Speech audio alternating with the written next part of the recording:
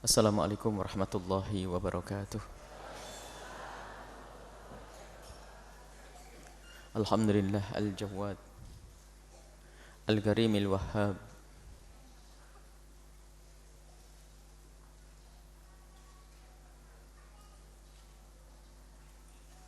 Fasalatullahi wa salamuhu ala habibina wa syafina Maulana Sayyidina Muhammad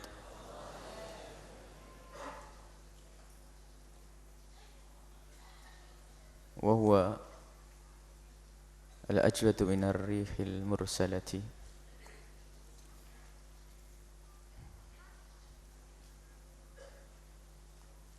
wa ala alihi al-mutahharina wa ashabihi at-tayyibin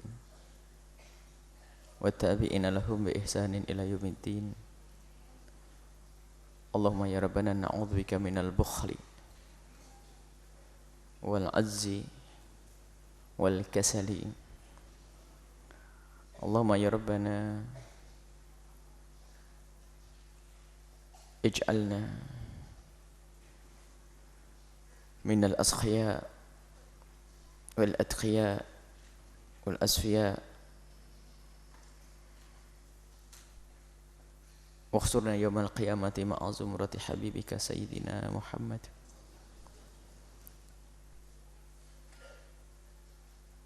wa tahta liwa'ihi. Allahumma ya Rabbana rizukna taubata qabla al-maut wa syahadata inda al-maut wal jannata ba'da al-maut. Amma ba'du.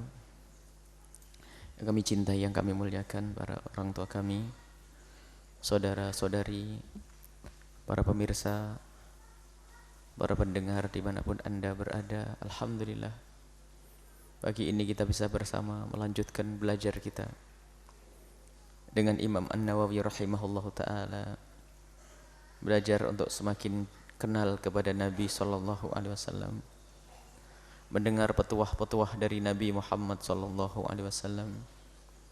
Semoga Allah membuka hati kita sehingga ilmu yang kita dengar tidak hanya kita dengar oleh telinga, akan tapi semoga didengar oleh hati kita, didengar oleh hati kita, dirasakan oleh hati kita, dan itulah ilmu yang manfaat. Yang dikatakan ilmu yang bermanfaat adalah nur, cahaya yang telah Allah titipkan di hati seorang hamba. Jika ilmu itu tidak menjadi cahaya di dalam hati, maka itu bukan ilmu. Bahkan mungkin bisa menjadikan lebih gelap hatinya, yaitu dengan kesombongan karena ilmunya. Tapi kalau yang namanya ilmu, yang adalah nur yang dititipkan oleh Allah di dalam hati seorang hamba, maka akan menerangi. Dari hati yang ada nurnya akan menjadikan pandangan kita pun menjadi benar, cara bertutur kata kita benar, di saat kita berurusan dengan harta pun benar, karena ada nur yang membimbing kita, ada cahaya yang membimbing kita. Maksiat pun akan menjadi gelap, menjadi hilang, tertutup dari mata kita. Karena apa? Kita telah dibimbing oleh hati yang ada nurnya. Dia akan dibawa kepada yang terang dan tidak kebawa kepada yang gelap. Itulah ilmu yang bermanfaat.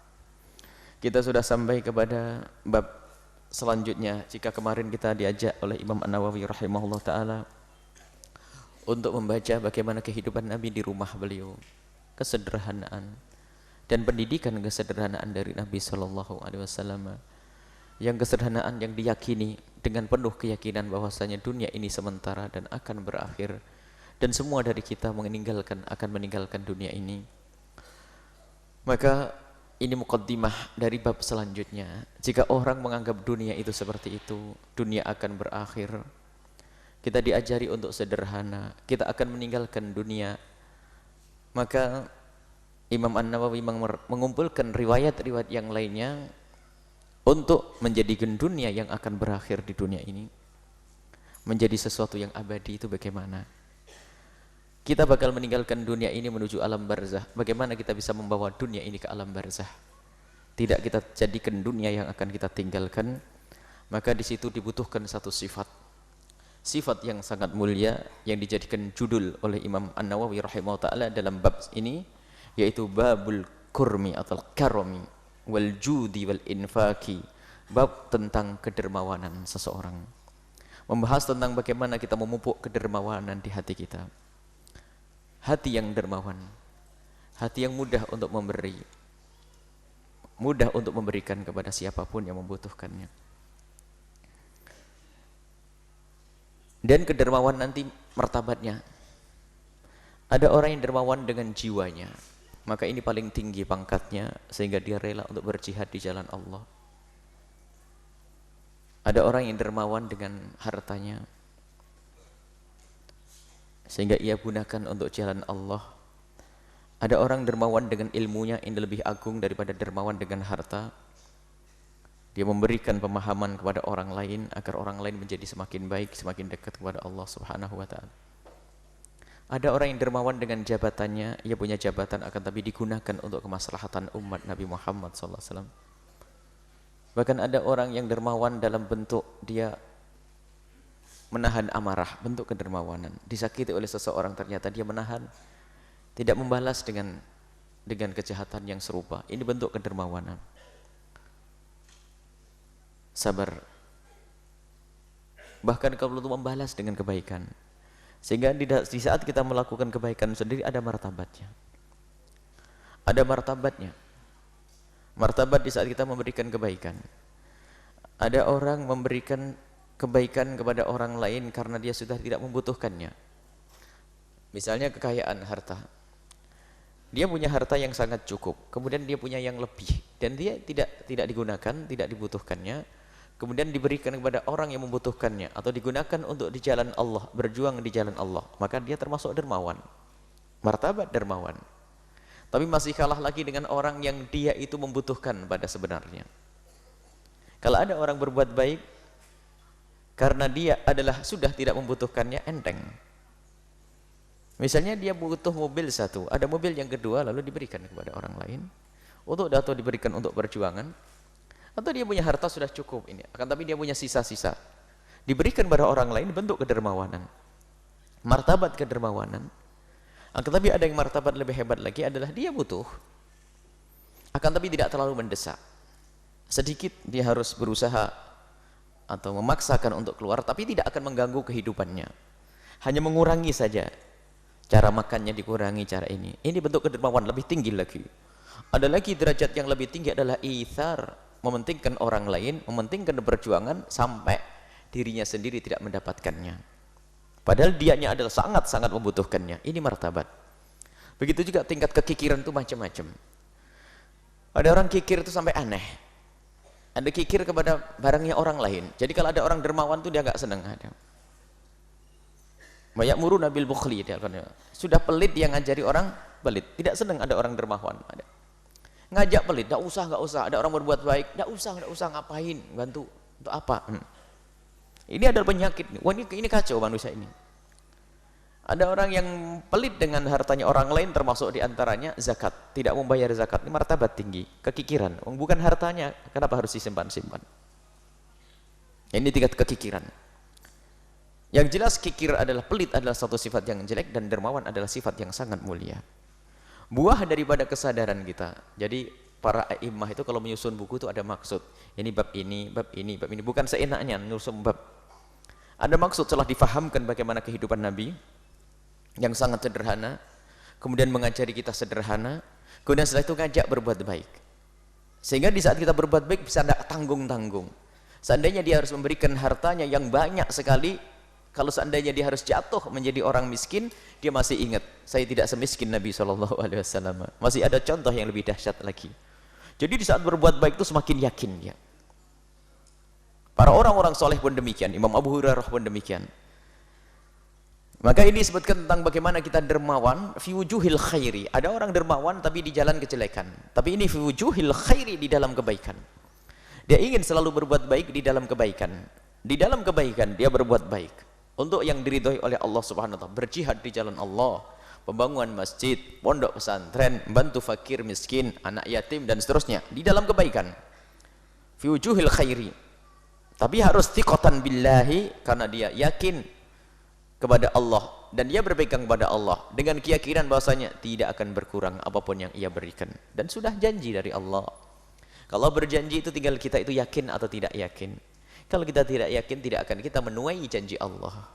Tapi kalau kita dengan penuh keyakinan di saat memberikan kepada seseorang pesantren dan sebagainya, yakin bahwasanya Allah Maha Kuasa untuk menggantinya, maka ringan, enteng, dan akan diganti oleh Allah Subhanahu wa taala seperti difirmankan oleh Allah, qala Allah Subhanahu wa taala wa ma anfaqtum min syai'in fahuwa yukhlifuh. Disebutkan bahwasanya tidak ada yang kau nafkahkan, tidak ada yang kau berikan kepada siapapun untuk jalan kebaikan, bukan jalan kemaksiatan, bukan untuk mabuk bersama, bukan untuk foya-foya, bukan untuk nonton sesuatu yang diharamkan oleh Allah, bukan, tapi segala sesuatu yang engkau berikan untuk kebaikan, maka ketahuilah fahuwa yukhlifuh, maka Allah yang akan menggantinya. Dan janji dari Allah, Allah Maha Kuasa, bukan janji seorang fakir, bukan janji seorang manusia, bukan janji seorang raja sekalipun, raja kuasa. Tapi kalau berjanji masih mungkin untuk mengingkari, karena masih ada kepentingan-kepentingan politik dan sebagainya. Tapi kalau Allah, tidak ada yang bisa menghalangi Allah. Selagi Allah berjanji akan Allah wujudkan. Mana yang lebih kita percayai, Allah atau hamba Allah? Allah. Mau kita dijanjiin sama bos saja, setelah setiap hari kamu bekerja pagi mulai jam 6, jam 7 sampai jam 4 sore, nanti akhir bulan akan aku kasih gaji. Kita percaya kok. Buktinya setiap pagi kita berangkat dan bekerja, padahal gajinya di akhir bulan. Bisa saja bosnya itu bangkrut atau lari atau bagaimana, tapi kita masih percaya, bahkan menduga kalau dia bakal hidup dan bakal memberikan gaji kepada kita. Bagaimana dengan janji Allah? Kita kurang yakin. Wa yukhlifu, Allah akan mengganti apa yang kita berikan, Allah akan mengganti. Makanya di saat kita memberi, jangan kita sama-sama kalilah ini, agar kita benar-benar menuai janji Allah. Di saat kita memberi, jangan menanti pemberian dari manusia. Kalau kita sudah melirik balasan dari manusia, Allah tidak melihat lagi, dia diganti oleh Allah Subhanahu wa taala. Pandanglah aku memberi karena Allah, baik orang ini bersyukur kepadaku atau tidak bersyukur, ini urusan dia. Yang penting karena aku ingin membantu. Ini pesantren, ini masjid, ini orang fakir, aku ingin membantu. Wa ma tunfiqu min khairin fali anfusikum. Apapun dari kebaikan yang engkau berikan, maka sebetulnya itu adalah untuk dirimu sendiri. Kelihatannya untuk orang lain, kelihatannya untuk orang lain, akan tapi ketahuilah, untuk engkau mendapatkan sesuatu yang lebih besar di hadapan Allah. Yang kita berikan kepada orang fakir miskin, itu sebetulnya bukan untuk orang fakir, untuk dirimu sendiri.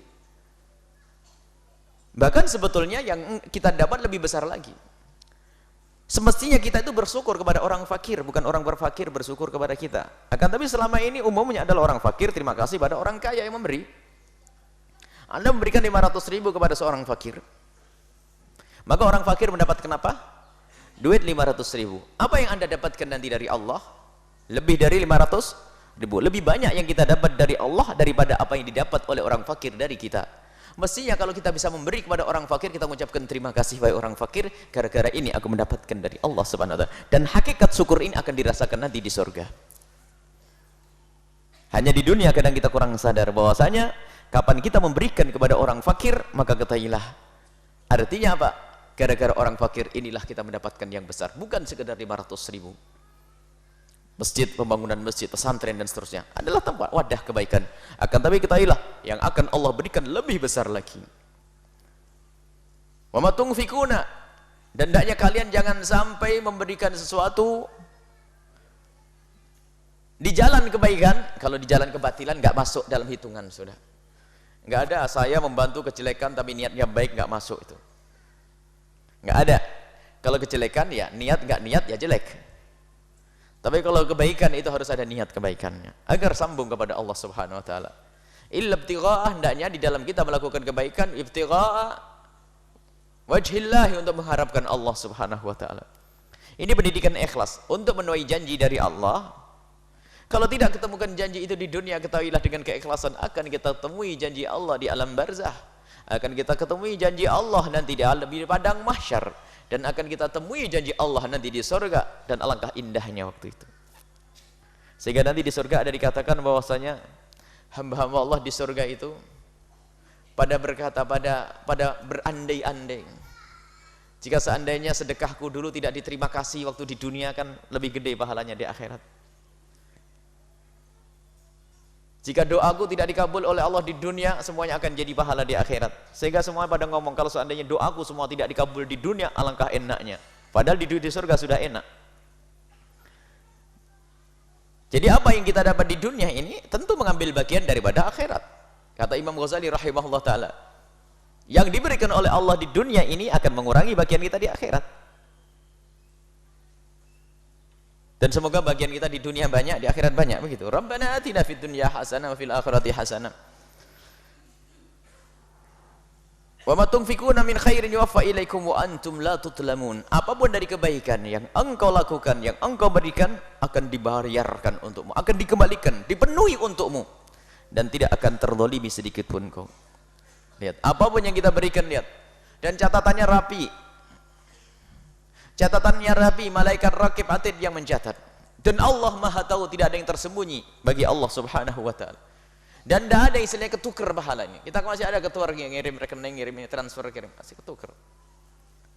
Kan nomornya salah, dan nggak ada di sini ketukar. Kalau seseorang ibu yang namanya Aisyah kemudian berinfak sedekah 50 juta untuk pondok, namanya diganti Aminah. Ibu Aisyah bersedekah infak 500 juta atas nama Aminah. Nyampe ke siapa pahalanya? Ya Aisyah. Malaikat tidak akan ketipu dengan nama. Tidak akan tertipu. Yang kita sembunyikan pun Allah Maha tahu. Dan Allah tidak akan melihat sedekah kebaikan yang dilakukan dengan riya. Bukan karena Allah Subhanahu wa taala, dan Allah akan marah. Wa ma tunfiqu khairin fa innallaha bihi alim. Dan apapun dari kebaikan yang engkau berikan, maka Allah sungguh Maha tahu. Yakini bahwasanya apapun yang engkau berikan, Allah Maha tahu. Tidak ada yang tersembunyi bagi Allah Subhanahu wa taala.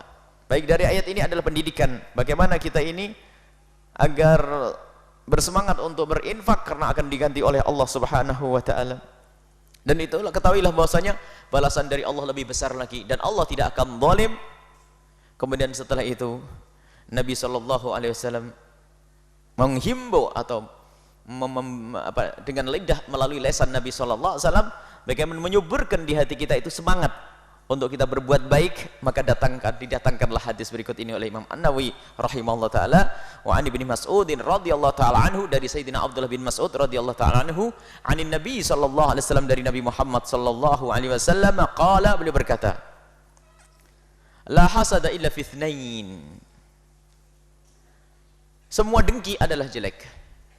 Ngiri kepada saudara kita adalah jelek semuanya, kecuali dalam dua hal. Ungkapan dari Nabi hasad, tapi maksudnya adalah ghibtah. Ngedengki yang boleh ada dua. Mendengki rajulun atahu Allahu malan, kita mendengki orang yang diberi oleh Allah kekayaan, maksud ngiri, pengen kayak dia. Jadi bedanya dengki yang tercela dengan dengki yang baik adalah kalau dengki yang tercela itu ngelihat orang kaya kita nggak senang lalu mengharap hancurnya kekayaan tersebut. Tapi dengki yang baik tidak mengharap kehancurannya, hanya dia pengen seperti dia, bahkan dia tidak mengganggu, bahkan mungkin malah mendorong. Maka di sini adalah ada dengki yang baik, rajulun atahullah, atau ngiri yang baik, rajulun atahullahu malan, yaitu kita mengiri kepada orang yang diberi oleh Allah kekayaan, fasallatahu ala halakatihi fil haqqi, kemudian dia telah menggunakan hartanya tersebut untuk kebenaran, kebaikan. Jadi menggunakan hartanya untuk kebaikan. Artinya apa? Diajari oleh Rasulullah, ayo sekarang lihat, untuk bisa menjadi orang dermawan, sekarang di dalam hatimu sudah ada niat menjadi orang dermawan. Bagaimana niat menjadi orang dermawan? Di saat melihat orang kaya yang dermawan, dia sudah berkata, ya Allah, kalau seandainya saya kayak dia, Allah, enaknya dia punya duit banyak, sedekah banyak. Biarpun masih berhayal karena dia nggak punya duit, masih berangan-angan. Kadang-kadang angan-angan gini pun enggak. Bahkan angan-angannya pun masih pelit ya. Angan-angannya masih pelit ya. Temennya tetangga, bu, kalau seandainya ibu punya duit dikasih Allah 1 miliar gimana? Untuk apa? Untuk pondok ya 500 juta. Ntar dulu, 500 banyak banget. Padahal duitnya belum ada. Saya mikir, berandai-andai saja sudah pelit nih. Sebentar diajari Nabi berandai-andai yang dermawan dong. Ngelihat orang kaya, ngelihat orang bisa sedekah 1 miliar, 2 miliar, berangan-anganlah. Kalau seandainya, ya Allah, alangkah enaknya, semoga aku bisa kaya kayak dia. Jadi senang melihat orang itu jadi infak, ahlu infak. Di sisi lain dia merindukan seperti dia. Maka itu adalah dengki yang tidak tercela.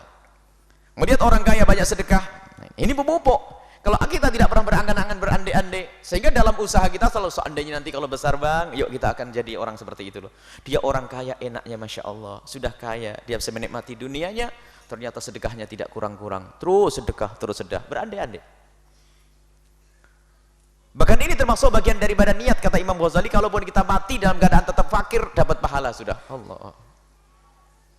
Bercita-cita seandainya aku diberi oleh Allah ini. Dan jika benar-benar kaya, insya Allah dia bakal bisa dermawan. Karena apa? Dari awal sudah terbangun niat yang mulia. Daripada dikagetkan dengan kekayaan, ingat kerjaannya susah, capek dan sebagainya. Enak aja, kasih-kasih, kerja keras dong. Pelit. Tapi dari awal sudah dipupuk jiwanya itu.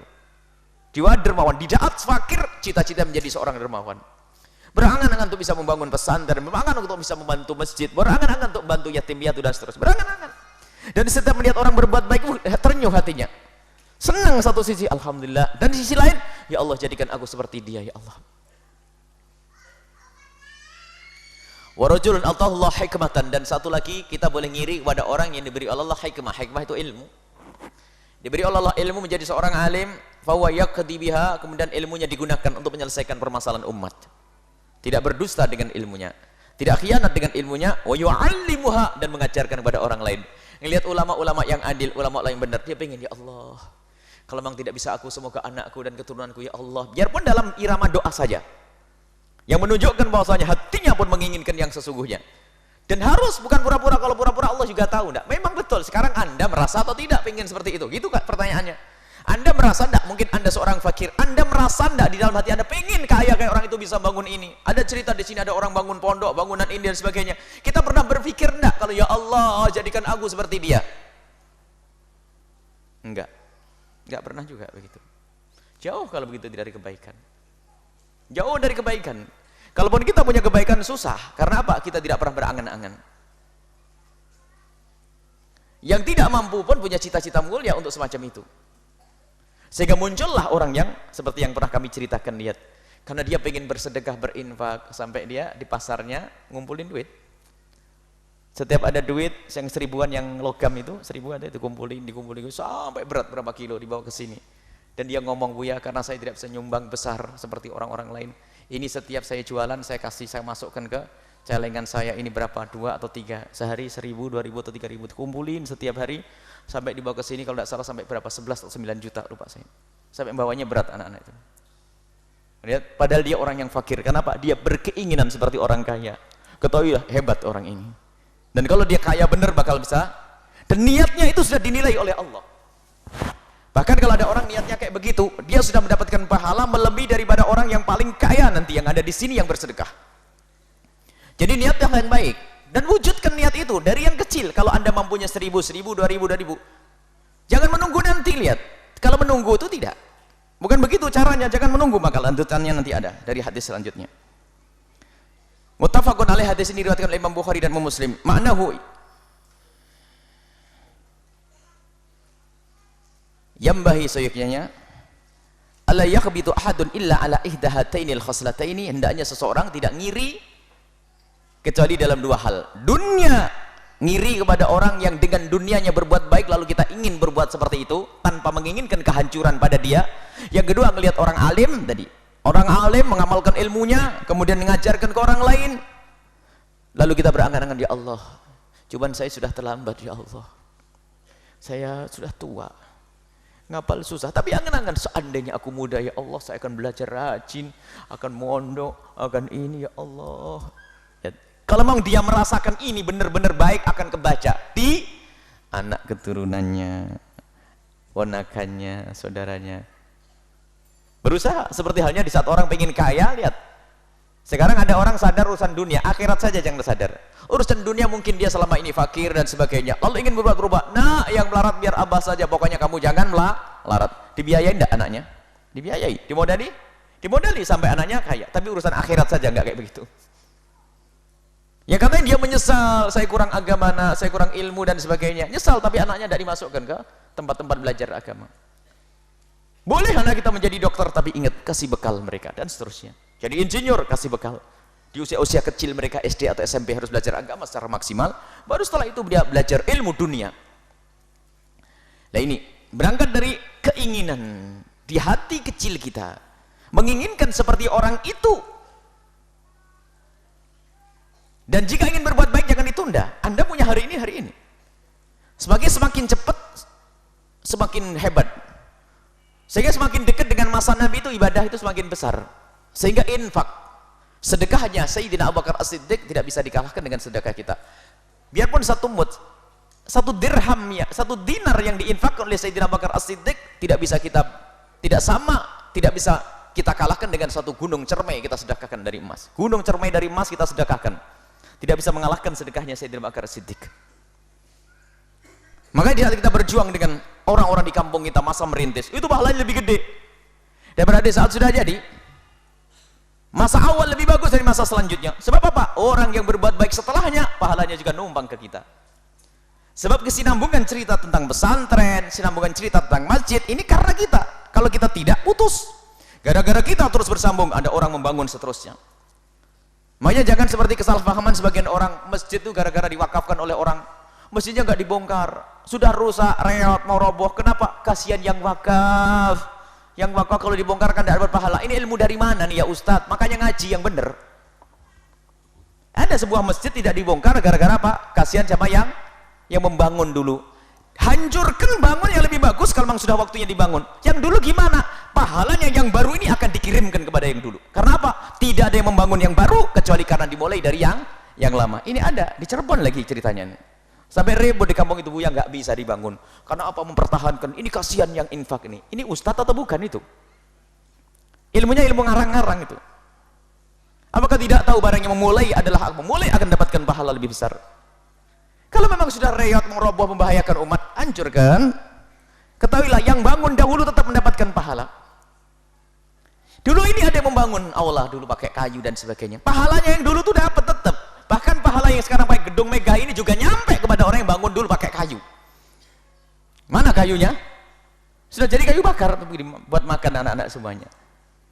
Ini ada yang salah berpikir nih sebagian orang. Ada sebagian musola tidak mau dibongkar, ini karena apa? Kasihan sama yang bangun dulu, kok kasihan nih. Dia malah mendapatkan pahala dari ini. Dari mana itu semuanya? Lihat. Karena dia adalah lebih awal. Makanya bersedekah hari ini lebih bagus daripada esok hari. Berbuat hari ini lebih bagus daripada esok hari. Dan begitu, tahun ini lebih bagus daripada tahun berikutnya. Maka jangan nunggu nanti. Ada sebagian itu mau bersedekah punya duit misalnya 50 juta. Enggak. Mau bersedekah, mau infak, mau saya kembangkan dulu deh. Giliran keenaan sudah nggak lupa, sudah nggak ingat lagi. Yang gede itu, yang kecil pun kadang-kadang terganggu. Sini ibu punya 10.000 misalnya, mau untuk bangunan apa, pesantren atau sebagainya, 10.000 ditunda. Keluar bisa jadi macam-macam. Bisa jadi es, bisa jadi. Kenapa? Segera berbuat baik ini. Baik. Kemudian hadis selanjutnya adalah disabdakan anhu, diriwayatkan dari Sayyidina Abdullah bin Mas'ud, qala Rasulullah sallallahu alaihi wasallam bersabda, ayyukum malu warithihi habbu ilaihi min malihi. Ada hartamu dan harta yang bakal diwarisi oleh anak keturunanmu. Ditanya, mana yang lebih engkau sukai? Yang lebih engkau cintai? Hartamu sendiri atau harta warismu? Harta yang bakal diwaris oleh anak-anakmu. Dijawab, qalu ya Rasulullah, ma minna ahadun illa maluhu habbu ilai. Semua dari kita tentu akan lebih menyenangi hartanya, bukan harta anak keturunannya. Karena hartanya adalah buah jerih payahnya. Dan hampir tidak ada orang tua yang lebih senang kepada duit anaknya, itu hampir tidak ada. Semuanya senang dengan duitnya sendiri. Dijawab oleh Rasulullah, maluhu, adapun hartamu, harta kita ini adalah maqaddam yang kita berikan di jalan Allah, itu harta kita yang sesungguhnya. Yang kita tinggal biarpun apa sertifikat asnam atas nama kita, itu adalah malu warithihi, harta orang yang kita tinggal. Ma'akhor yang kita tinggal itu. Yang kita tinggalnya adalah bukan harta kita sesungguhnya. Jadi hartamu adalah harta yang kau berikan di hadapan Allah. Di jalan Nabi Muhammad SAW untuk bantu fakir miskin, bantu pesantren, bantu masjid, itu adalah hakikat hartamu yang kau tabung terlebih dahulu nanti di akhirat. Adapun yang kau tinggal saat ini untuk anak-anakmu, belum tentu untukmu. Dan belum tentu berguna untukmu. Makanya jangan sampai ada di antara kita mengandalkan sedekah nanti. Nak, kalau saya mati tolong nak ya, kamu banyak sedekah dan infak. Salah. Ya kalau anakmu sadar, kalau nggak sadar, nggak ada infak, nggak ada sedekah. Berbuatlah sekarang dengan dirimu sendiri ini, jangan mengandalkan pekerjaan orang lain. Sekarang aku mau bersedekah dan berinfak. Adapun anak kita itu bagian lagi, untuk bekti anak kita itu urusan lain. Memang anak kita didik untuk berbakti, didik ngerti berbuat baik kepada orang tua, ngerti balas budi kepada orang tua dengan mendoakan dan seterusnya. Akan tapi ketahuilah, yang merubah-rubah hati adalah Allah. Ada banyak orang yang sudah mendidik anaknya benar tapi meleset. Biarpun dia tidak dosa, akan tapi lihat hartanya pun ternyata tidak nyampe kepada dia. Mungkin dijual dan sebagainya dan sebagainya. Bahkan mungkin ada rebutan waris dan seterusnya. Akan tapi kita harus menjadi orang cerdas.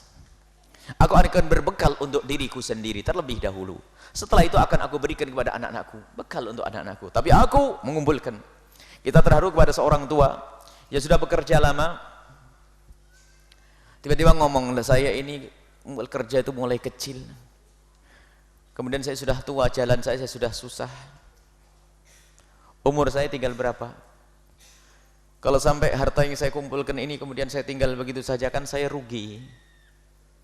Saya rugi. Akhirnya dia memberikan yang terbagus daripada usahanya untuk perjuangan. Dan dia berikan. Saya akan berikan usahaku yang paling besar ini adalah untuk perjuangan, agar bisa saya bawa nanti waktu saya mati. Kesadaran. Dan ini ada termasuk pejuang-pejuang kita. Jadi ada orang semacam itu. Dia mikir, saya itu kerja dari kecil. Lah kok giliran mati saya nggak dapat apa-apa, kan rugi saya. Nggak bisa menikmati. Mau ya. Semua pun tidak mau kalau sadar dengan akalnya. Ibu boleh, bapak ibu boleh, mau nggak dikasih kekayaan banyak tapi tidak bisa menikmati? Nggak usah sebelum mati, nggak usah bicara mati. Ibu insya Allah di umur 60 ke atas nanti ibu kaya raya, paling kaya se-Indonesia kayaknya, se-dunia. Segalanya punya, cuman ibu mau nggak kira-kira? Ibu nggak boleh makan nasi, nggak boleh minum manis, nggak boleh minum dingin. Mau nggak? Nggak ada yang mau. Nggak ada yang mau kalau saya dikasih tahu kamu boleh kaya raya, semuanya kamu punya, apa saja punya, tapi makananmu dedak. Dedak tahu ya, ada orang kaya raya di Jawa Timur sana, makanannya dedak. Harus dikasihmu, kenapa nggak boleh makan ini, makan itu? Nggak tahu bahasanya apa itu dedak itu cerita. Ada makan ini susah, makan ini nggak boleh, makan buah seger-seger lihat anaknya, nggak bisa makan dia. Tidur AC nggak boleh, minum dingin nggak boleh. Mau? Padahal di dunia ya ditawari begitu sudah paham, tapi urusan akhirat kenapa nggak sadar? Duniamu nggak bermanfaat untukmu, mau nggak? Ya nggak mau. Bagaimana sekarang bermanfaat dunia kita ini? Ayo, kita mati ini apa yang kita bawa nanti itu? Ini pendidikan dari Nabi SAW. Harus sabar dong, harus sadar dong. Sekarang di dunia saja ditawari begitu paham, tapi urusan akhirat kok tidak paham? Apakah kita kurang iman kepada hari akhir? Buat kamar AC di alam barzahmu sana. Buat payung yang paling sejuk nanti di mana? Di padang mahsyar. Allah. Sab'atun yudhillu ma yawma la dhilla illa dhilluh. Infak yang tidak pernah diketahui orang. Terus. Nah, ini orang sadar, orang paham. Cuman memang betul kata Imam Ghazali rahimahullah, kadang orang itu diajak berandai-andai urusan dunia itu gampang paham. Tapi di saat berandai-andai urusan akhirat itu susah.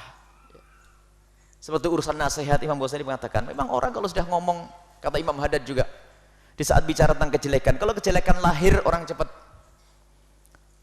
paham, tapi kejelekan batin nggak paham. Contoh saja, memang kita sering kalau urusan dunia cepat paham. Tadi urusan lahir, urusan dunia paham, urusan akhirat tidak paham. Kalau ada orang nasihati kita, misalnya kita mau kecebur sumur atau ada kalajengking di leher kita, kalau jengking itu menyengat, atau ada kereta api kita lagi asik-asik dengan tidak tahu dengar apa kan, tiba-tiba ada orang dorong kita, Pak, minggir, ada kereta api, hampir ketabrak kita. Padahal nyuruhnya kita dengan kasar sambil dorong lagi, wah kita terjungkir lagi. Apa kita masih ngomong kurang ajar kamu ya, dorong saya, mentak saya, apa masih gitu? Ya tidak, kita tahu kita diselamatkan dari terjangan kereta api. Urusan dunia paham. Sama sebetulnya kalau ada orang ibu, jangan mabuk, haram, flek, dosa, mestinya ngerti dia. Urusan akhirat ternyata orang tidak mudah paham, tapi urusan dunia gampang paham. Ini bermasalahan kita. Sama urusan masalah aibnya dirinya sendiri dan sebagainya. Kalau urusan akhirat kadang-kadang orang susah. Ya kayak ini tadi. Urusan dunia, lihat kalau kita gambarkan urusan di dunia begitu mudahnya ya. Kaya raya, masa tua, nggak boleh makan ini, nggak boleh ini, nggak boleh itu. Aduh, yang nggak enak. Nggak enak, nggak enak. Begitu juga di akhirat nanti, jangan sampai harta kita yang melimpah ruah ini ternyata tidak kita ketemukan di dunia, di akhirat nanti. Maka ayo berbuat hari ini. Digugah oleh Imam Nawawi rahimahullah taala, lihat masjid yang ada di kiri kananmu. Kita tidak mengajak harus ke Al-Bahjah, tidak. Kita ingin mengajak sadar saja kepada semuanya. Kita tidak mengajak kepada Al-Bahjah. Apa sih Al-Bahjah? Banyak di sana program-program kebaikan yang telah dirintis oleh para guru-guru besar, guru-guru mulia di mana-mana. Al-Bahjah hanya salah satu daripada wadah untuk kita berjuang di jalan Allah Subhanahu wa taala. Intinya bagaimana hati kita hidup untuk berjuang. Dimanapun kita berada, lihat. Dan harus kita berjuang, kita ingatkan berjuang dan berjuang. Jangan sampai kita dikagetkan oleh malaikat Israel, lalu dunia yang banyak itu ternyata hanya kita tinggal. Di alam barzah hanya nyesel, tak hanya ngelihat. Kelihatan dunianya itu semuanya. Kelihatan pabriknya, kelihatan mobilnya dan sebagainya. Masya Allah. Tidak berguna untuk dirinya. Dia hanya melihat, oh tanahku berhektar-hektar di sana. Coba saya wakafkan untuk pondok, kan nyampe pahalanya kepadaku. Oh, begitu tak di alam barzah. Dan dia menangis, disiksa, menangis, tersiksa dan nyesal. Ibu lagi pergi ke tempat yang jauh. Di situ hanya 2 minggu tok. Kangen dengan makanan-makanan. Ya Allah, coba tak bawa kemarin bawa. Kenapa itu? Ribut sama bapak. Apa ini sudah suruh bawa? Katanya enggak, di sini ada. Ternyata enggak ada. Ribut urusan makanan. Sehingga ada orang pergi kadang bawa segala macam bantal, bawa ini. Kenapa? Karena apa? Merasa bahwa dia perlu itu semuanya, perlu bekal. Cuma jangan sampai kita sadar urusan dunia, tidak sadar urusan akhirat. Urusan akhirat dia harus bawa. Ada orang yang pengen menikmati dalam perjalanan, dia persiapan segala makanan, siapkan ini, kue, ini macam-macam. Bagaimana kita perjalanan yang panjang tidak punya persiapan? Baik, ini diajari kita oleh Imam Nawawi dengan riwayat dari Nabi sallallahu alaihi wasallam. Kemudian hadis selanjutnya apa? Wa an Adi Ibn Hatim radhiyallahu ta'ala anhu anna Rasulullah qala, sesungguhnya Rasulullah sallallahu alaihi wasallam bersabda, ittaqun nar walau bi syikki tamrah. Takutlah engkau dengan api neraka. Takut kepada api neraka. Matikan api neraka itu dengan sedekahmu.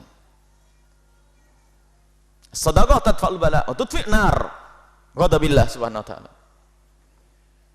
Yang namanya sedekah itu akan menjadikan menolak bala dan akan menghentikan murka Allah Subhanahu wa taala. Sedekah, berbuat baik. Sampai ittaqun nar, takutlah kau dengan api neraka walau bisyikki tamratin, biarpun hanya sepenggal, sebelah buah kurma. Artinya apa? Tidak boleh ada yang menyerah. Jangan sampai Anda menyerah dengan kefakiran Anda. Ada orang fakir lalu berkata, "Oh, saya orang fakir." Sehingga tidak pernah berpikir untuk bersedekah. Sampai dikatakan walau bisyikki tamratin, biarpun hanya sebelah. Yang punyanya cuma kurma satu, separuh dimakan, separuh disedekahkan ke orang. Punyanya hanya 100 ribu, 100 rupiah, berikan. Jangan meremehkan. Dalam riwayat lain Imam Ahmad berkata, ada seorang ataitu Rasulullah, aku datang, ada seorang rombongan dari orang Badui datang kepada Nabi sallallahu alaihi wasallam. Kemudian berkata, "Ya Rasulullah, inna qaumun minal badiyati." Kami orang dari kampung ya Rasulullah. Wa'allimna, maka ajarkan kepada kami syai'an yanfa'una bihi, sesuatu yang bermanfaat untukku. Jadi ada orang serombongan datang ke Rasulullah, "Ya Rasulullah, kami orang kampung, orang desa, orang pegunungan. Kami datang ke sini untuk minta ilmu darimu ya Rasulullah." Qala Nabi Muhammad, "La tahqirannal ma'rufa." Jangan engkau meremehkan kebaikan sekecil apapun, syai'an. Walau antufrigha, biarpun untuk engkau menuangkan dalwaka min dalwika, dari timbamu, min ina'il mustasqi, kepada wadahnya orang yang minta minum. Artinya apa? Biarpun hanya bisa memberikan segelas minum air kepada seseorang. Mungkin Anda punya persiapan di rumah, kalau ada orang lewat ke sawah dan sebagainya, ada orang ini, kalau kelihatannya, "Pak, ini ada air segelas nih, mangga." Biarpun segelas air, sepotong kurma.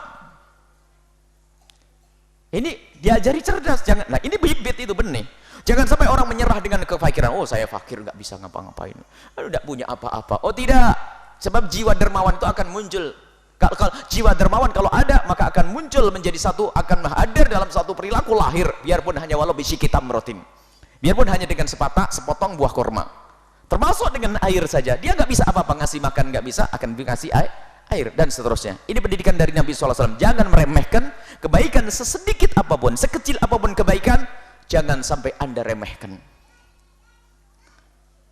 Kemudian di sisi lain, lihat, Nabi juga membuat wadah. Nabi tidak hanya sekedar mengajari orang sedekah-sedekahlah, akan tapi Nabi juga membuat wadah, menghadirkan wadah. Sesaat Nabi menyebut itu ada fakir miskin, sesaat itu ada ngajak jihad di jalan Allah, saat itu adalah membana lillahi masjid dan bangun masjid. Maka Nabi ternyata tidak hanya ada sedekah-sedekah, harus diarahkan sedekah itu kayak apa ya Rasulullah, untuk apa saja sih? Nabi memberikan gambaran dalam bahasa kalau kita orang nangkep ikan, masang jaring yang banyak. Nabi menceritakan ini, mana yang suka kau?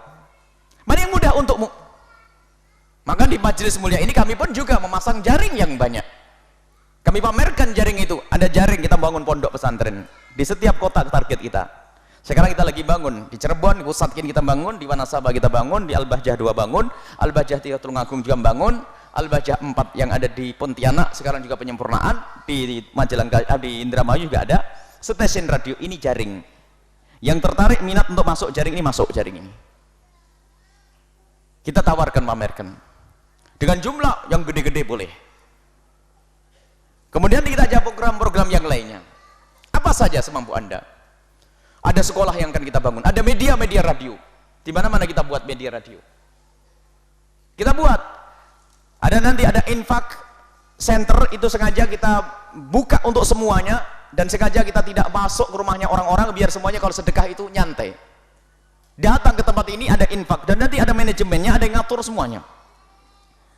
Jadi akan diarahkan yang jelas harta-harta uang-uang itu semuanya. Zakat sendiri jangan dimasukkan infak di sini. Zakat urusannya orang fakir nanti. Memang kita membuka infak kotak amal untuk zakat, tapi ini akan diarahkan kepada yang berhak, bukan untuk bangun pondok, bukan untuk dimakan oleh anak-anak. Itu zakat. Zakat. Tapi ini infak. Makanya infak kita bagi dua. Kita banyak mau ajar, kita selalu bicara dengan teman-teman, buka jaring sebanyak-banyaknya. Jangan sampai ada satu orang tidak masuk dalam kemuliaan ini, biarpun hanya dengan sepotong kurma. Ayo semuanya, yang kaya mungkin dengan kayaannya, tapi ada sebagian yang seperti kita ceritakan, ada orang membawa pengikat gede aja, uang receh, 1000-an sampai berat. Itu dia ingin masuk surga. Dengan kepincangannya itu. Tidak boleh menyerah dengan kepincangannya. Anda tidak mampu, jangan mengatakan saya tidak mampu. Anda akan mampu semampu Anda. Allah tidak memaksa di atas kemampuan kita. Jangan kalah dengan seorang kaki yang kakinya pincang di hadapan Nabi. Nabi menyeru, ayo perang di jalan Allah. Datang orang-orang pemuda yang keker-keker, perang, dan diizinkan Nabi. Tiba-tiba ada satu orang yang pincang. Nabi mengatakan, oh untuk kamu tidak usah perang saja. Aku dimaafkan kau karena kamu pincang. Maksudnya ya karena kamu fakir, gak usah mikir pondok, gitu loh. Gak usah mikir perjuangan, gak usah mikir buatan radio karena kamu fakir. Karena kamu tidak punya duit. Tapi orang pincang itu mengatakan, kenapa ya Rasulullah? Apa karena pincangku? Iya, karena kamu pincang, kamu dimaafkan. Kalau bahasa sekarang, iya karena saya fakir, karena kamu fakir, makanya sudahlah, kau tidak usah mikir-mikir. Sudah. Tapi orang pincang tadi berkata, wallahi ya Rasulullah, atau annal jannata bi'urjati hadi, ya Allah, aku ingin menginjakkan surga dengan kepincanganku ini. Maksudnya, biarpun saya fakir, saya juga pengen masuk surga dengan perawan. Saya akan berusaha untuk semampu. Maka muncullah fatwa-fatwa Nabi, walau bisyikki tamratin, biar hanya sepotong kurma, dan seterusnya. Biarpun apapun yang kita miliki. Maka kita membuat wadah, termasuk jaring yang terakhir ini akan kami informasikan hari ini. Jaring yang terakhir yang kita tebar, agar tidak ada yang tertinggal. Apalagi yang pernah mendengar suara ini, yang kenal dengan kita, mereka punya andil, dan kita di sini ada manajemennya. Duit, ada yang ngatur. Tidak masuk kepada Ustadz ABC, ada yang ngontrol semuanya. Uang masuk berapa dan sebagainya. Dan manajemennya jelas, nanti bukan masuk ke sakunya kiai atau istrinya kiai atau anda, tidak ada semuanya. Maka ini ada manajemen yang jelas, dan ini adalah pendidikan dari Imam Ali bin Abi Thalib. Harus ada aturan, harus ada manajemennya. Bukan pondok dibangun begitu saja, ada aturannya, dan ada yang kontrol keuangannya dan sebagainya. Maka jaring terakhir yang kita buka, kebetulan pas babnya adalah bab infak, maka jaring terakhir yang kami buka, selain daripada orang yang sudah masuk jaring, ada orang yang sudah masuk jaring yang sudah kita tebar, ada donatur yang membangun sekolahan, ada yang membuatkan radio segala macam. Itu alhamdulillah jaring kita tebar. Tapi sekarang kita nebar jaring baru lebih gede lagi. biar semua ikan kena. Termasuk yang sudah menyumbang yang gede tadi itu bakal masuk di sini. Apa itu? Ini adalah ide baru yang disampaikan oleh beberapa sahabat, adalah ide untuk berinfak dengan sedikit tamr, dengan sepotong kurma, tapi bentuk bukan kurma. Di sini jarang kurma. Sudahlah barang yang menurut Anda tidak berharga, yaitu barang rongsok. Karena kemudian ada orang yang ngerti bagaimana mengatur barang rongsok, sebab hampir semua rumah orang ada barang rongsok. Kipas rongsok, ini rongsok dan sebagainya. Kemudian diatur manajemennya, jika masih bisa dipakai akan digunakan untuk pondok. Mungkin ada AC rongsok, mobil rongsok, segala macam. Ada mobil rongsok, karena salah satu orang yang sudah membuat ini sampai mendapatkan mobil rongsok 40-50 mobil rongsok. Dan itu ada nilainya. Maka sekarang kita buka dan nanti ada nomor teleponnya. Mana nomor teleponnya?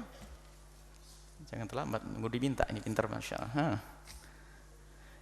Baik, nanti ada barang rongsok ini akan dijemput di rumahnya. Untuk Anda bisa membawa, nanti setiap kota ada posnya, ada gudang, ada lahan. Dan ini kami menghimbau semua pesantren kalau bisa menggerakkan ini, bisa untuk menjadi masukan pesantren. Sebab kalau orang kadang membantu duit karena masih punya kebutuhan di rumahnya, tapi kalau sudah Magicom merusak ini, mau dibetulin, nunggu tukangnya, mau tidak juga dimakan rayap, akhirnya mudah bersedekah. Ini adalah bagus ini. Jadi kami ingin, insya Allah kalau sini sudah berhasil dari Al-Bahjah ini, akan kita seru pondok-pondok, nanti pondok bisa mandiri dengan ini. Dan ternyata mandirinya pondok ini adalah bantuan rongsok. Tapi yang sudah biasa bangun, yang biasa nyumbang yang benar, jangan berubah jadi rongsok, nurun pangkat nanti. Wah ini lumayan nih Bu ya, ini ngajar rongsok. Kemarin ada yang mau barang bagus, rongsok aja deh. Oh bukan gitu. Ini yang sikit tamroh tadi, yang datang dalam kepincangan tadi. Jadi rongsok nanti, dan ini rongsok bukan kita jual ke tukang rongsok lagi. Kita bukan jualan rongsok, akan tapi memang ada orang yang ngatur, ada pengolahan plastiknya, jadikan pabrik ada pabrik plastik segala macam ini yang bisa dipakai pondok. Jadi ini dimanfaatkan, bukan sekedar kita ngumpulin rongsok kita jual, beda. Ini ada pengaturannya. Jadi ada kelas 1, kelas 2, kelas 3, ini ada bagian masing-masing yang bisa dibenahi nanti. Bahkan mungkin kalau ada pondok yang butuh, kita bisa ngasih malahan. Punya rongsok semua di rumahnya kan? Dan semoga ini mendengar semuanya, lalu ide ini didengar oleh pondok-pondok, lalu pondok mengadakan yang semacam ini. Dan bagi pondok yang mendengar suara ini, kalau bisa mengumpulkan rongsok tapi bingung cara pengaturannya, nanti akan kita kirim tim untuk membenahi, supaya tidak dibohongi orang lain. Rongsok mahal dibeli murah oleh orang. Kita tidak jualan rongsok, tidak. Tapi kita akan mengolah rongsok semaksimal mungkin, karena ini amanat. Kalau rongsoknya bisa dipakai, misalnya ada mobil baru tapi dirongsokkan, boleh dipakai pondok. Ya mungkin, subhanallah. Saking tawadhu'nya sama Buya nih, saya punya rongsok 5. Apa itu? Mobil. Alhamdulillah ini antar jemput, tahun depan ini butuh 5 mobil antar jemput ini. Ini tahun depan ini kita membutuhkan 6 mobil antar jemput. Ada orang punya rongsokan mobil 6, mobil baru, rongsok semua.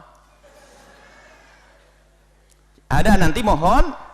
Dan yang tidak bisa mengambil langsung, dan tolong mohon ini amanat dari Anda. Sebab kita akan mengatur manajemen yang amanat. Kalau sudah Anda memberitahu kepada panitia kok tidak dijemput dalam sehari 2 hari, tolong lapor ke kami. Akan dirotan panitianya. Karena orang berbuat baik tidak segera disambut. Biarpun hanya untuk mengambil plastik kresek. Gudang Anda akan dibersihkan, sambil dibantu dibersihkan. Kata siapkan mobil untuk ini semuanya. Saya tertarik dengan ide ini karena apa? Banyak orang yang mungkin berpikir untuk sedekah tapi belum bisa, tapi di rumahnya banyak barang rongsok. Ya, di rumahnya rongsok, kipas rongsok, kulkas rongsok, ini rongsok, banyak.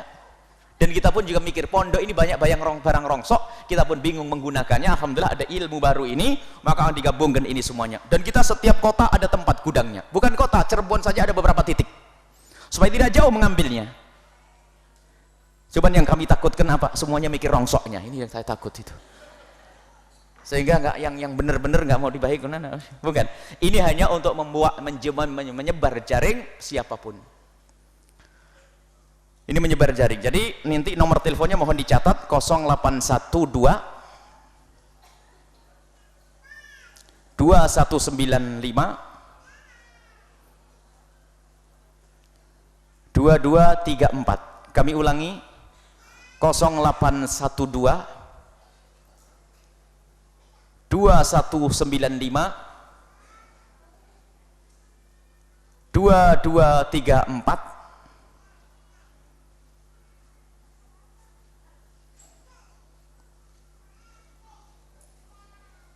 Yang kedua adalah itu atas nama Doni. Yang kedua adalah 0852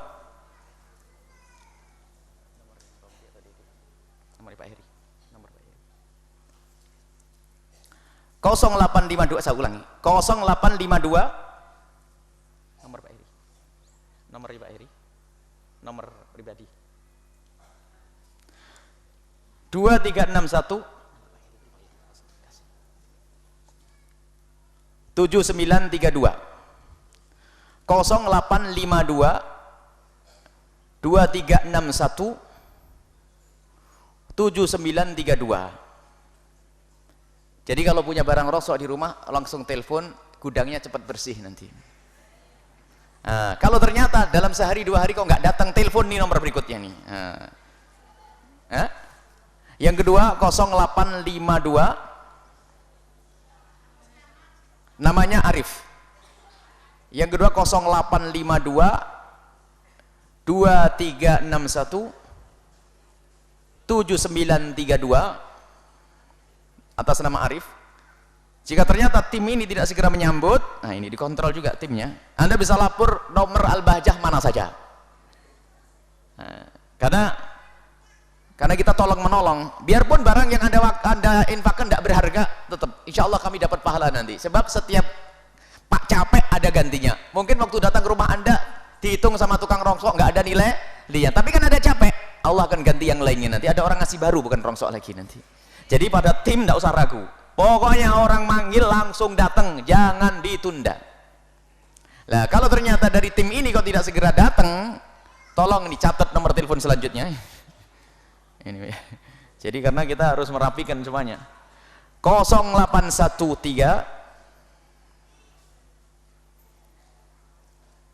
163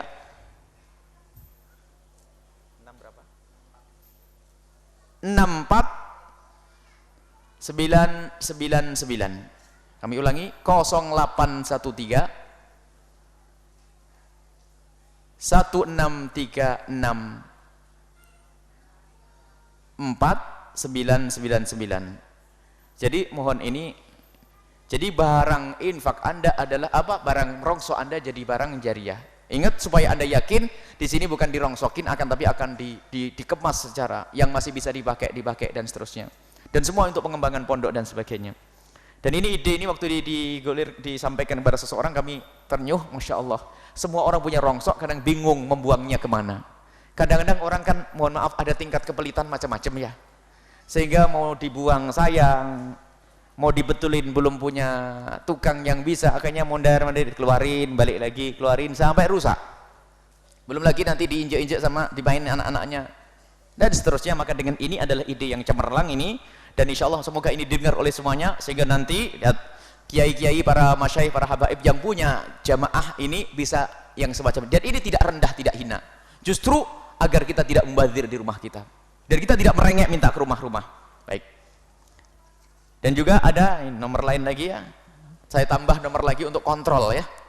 Kalau ternyata dua orang yang pertama tadi ini termasuk tim inti dalam barang bekas ini, kalau ternyata tidak, Anda bisa menghubungi di 0823 21 92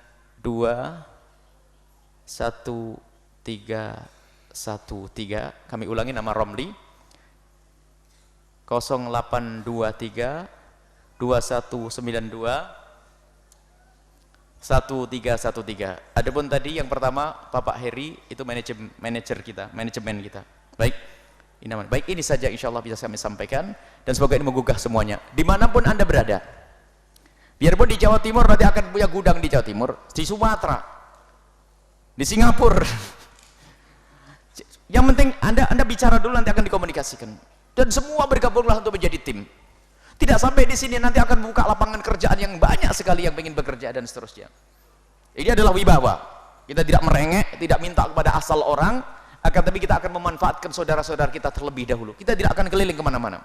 Akan tapi saudara kita yang ini sudah dekat ini, sahabat-sahabat kita ini diajak berbuat baik. Apapun, rongsok segede apapun, kita akan terima dan insya Allah akan diambil. Termasuk bongkaran tanah. Misalnya apa? Buya ini ada saya punya gedung megah ini mau dikosongin, ini rongsoknya untuk urukan kita, untuk urukan, jangan khawatir, semuanya akan diambil, berangkal segala macam, pokoknya sampaikan, nanti akan diambil. Dan mohon ini disampaikan ke yang lainnya, ketahuilah yang menyampaikan kebaikan untuk orang lain akan mendapatkan pahala yang sama insyaallah, bahkan lebih lagi. Ini saja, ini jaring yang kita tebar akhir-akhir ini ya Allah, insyaallah banyak ikan yang masuk. Dan ini juga memanfaatkan agar barang kita tidak mubadir di rumah kita. Dan nanti akan Anda lihat, biarpun kulkas rusak, memang kelihatan nanti. Kelihatan di akhirat jadi benar. Tapi kulkas yang baru kelihatan nyala-nyala benar nanti. Ya insyaallah ya, semuanya akan sesuai dengan keikhlasan kita. Biarpun sekecil apapun akan kita lihat dengan nyala-nyala. Tadi guyon nanti, nyala benar semuanya. Jadi baru semuanya nanti di akhirat. Wallahu a'lam bishawab. Syukur kami haturkan kepada guru kita semua, Buya Yahya, yang telah memberikan ilmu kepada kita semua. Semoga ilmu yang beliau dapatkan dapat kita amalkan dalam kehidupan sehari-hari. Amin ya Allah ya Rabbal alamin. Baik para hadirin, para hadirat, para pendengar dimanapun Anda berada, selanjutnya kita masuki bagian tanya jawab. Bagi para jamaah yang ingin bertanya, kami persilakan. Namun kami juga nanti akan menghadirkan pertanyaan melalui media Facebook. Dan juga bagi Anda pemirsa Al-Baca TV yang ingin bertanya langsung kepada guru kita semua, Bu Yahya, Anda bisa menghubungi nomor telepon yakni di 0232 830 8929 dengan memberikan password Al-Baca TV Allahumma sholli ala sayyidina Muhammad. Baik, kami berikan kesempatan pertama bagi jamaah yang hadir di sini, dari jamaah ibu-ibu satu dan jamaah bapak-bapak satu dengan masing-masing satu orang satu pertanyaan. Allahumma sholli ala sayyidina Muhammad wa ala ali sayyidina Muhammad. Allahumma sholli alaihi. Assalamualaikum warahmatullahi wabarakatuh. Assalamualaikum warahmatullahi wabarakatuh. Terima kasih atas kesempatan yang diberikan. Buya, kepada Buya Yahya yang saya hormati, hadirat yang saya hormati. Yang saya ingin tanyakan ini, Buya. Tadi mendengar yang disampaikan oleh Buya bahwa sesungguhnya harta yang kita miliki adalah harta yang sudah diinfakkan untuk kehidupan di akhirat kelak. Yang saya tanyakan, mohon dijelaskan bagaimana kaidahnya ataupun pengaturannya jika misalnya saya punya uang, kemudian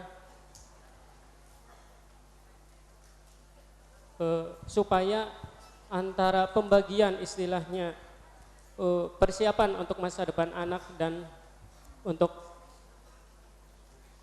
biar bisa berinfak itu bagaimana, Bu ya? Supaya baik. Iya, istilahnya persiapan untuk masa depan anak dan supaya yang bisa saya iya itu bagaimana, Bu ya? Terima kasih. Assalamualaikum warahmatullahi wabarakatuh. Salam masyaallah.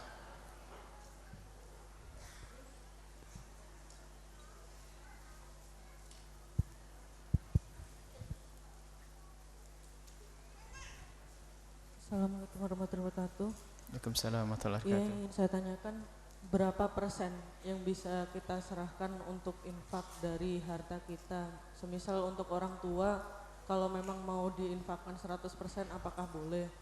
Kalau misalkan masih baru bekerja, apakah boleh hanya berinfak sekitar 20% atau 10%? Mohon penjelasannya. Terima kasih. Insyaallah. Bismillahirrahmanirrahim. Pertanyaan yang bagus, khususnya ini dua-duanya pertanyaan yang menarik. Yang pertama adalah supaya kita lengah.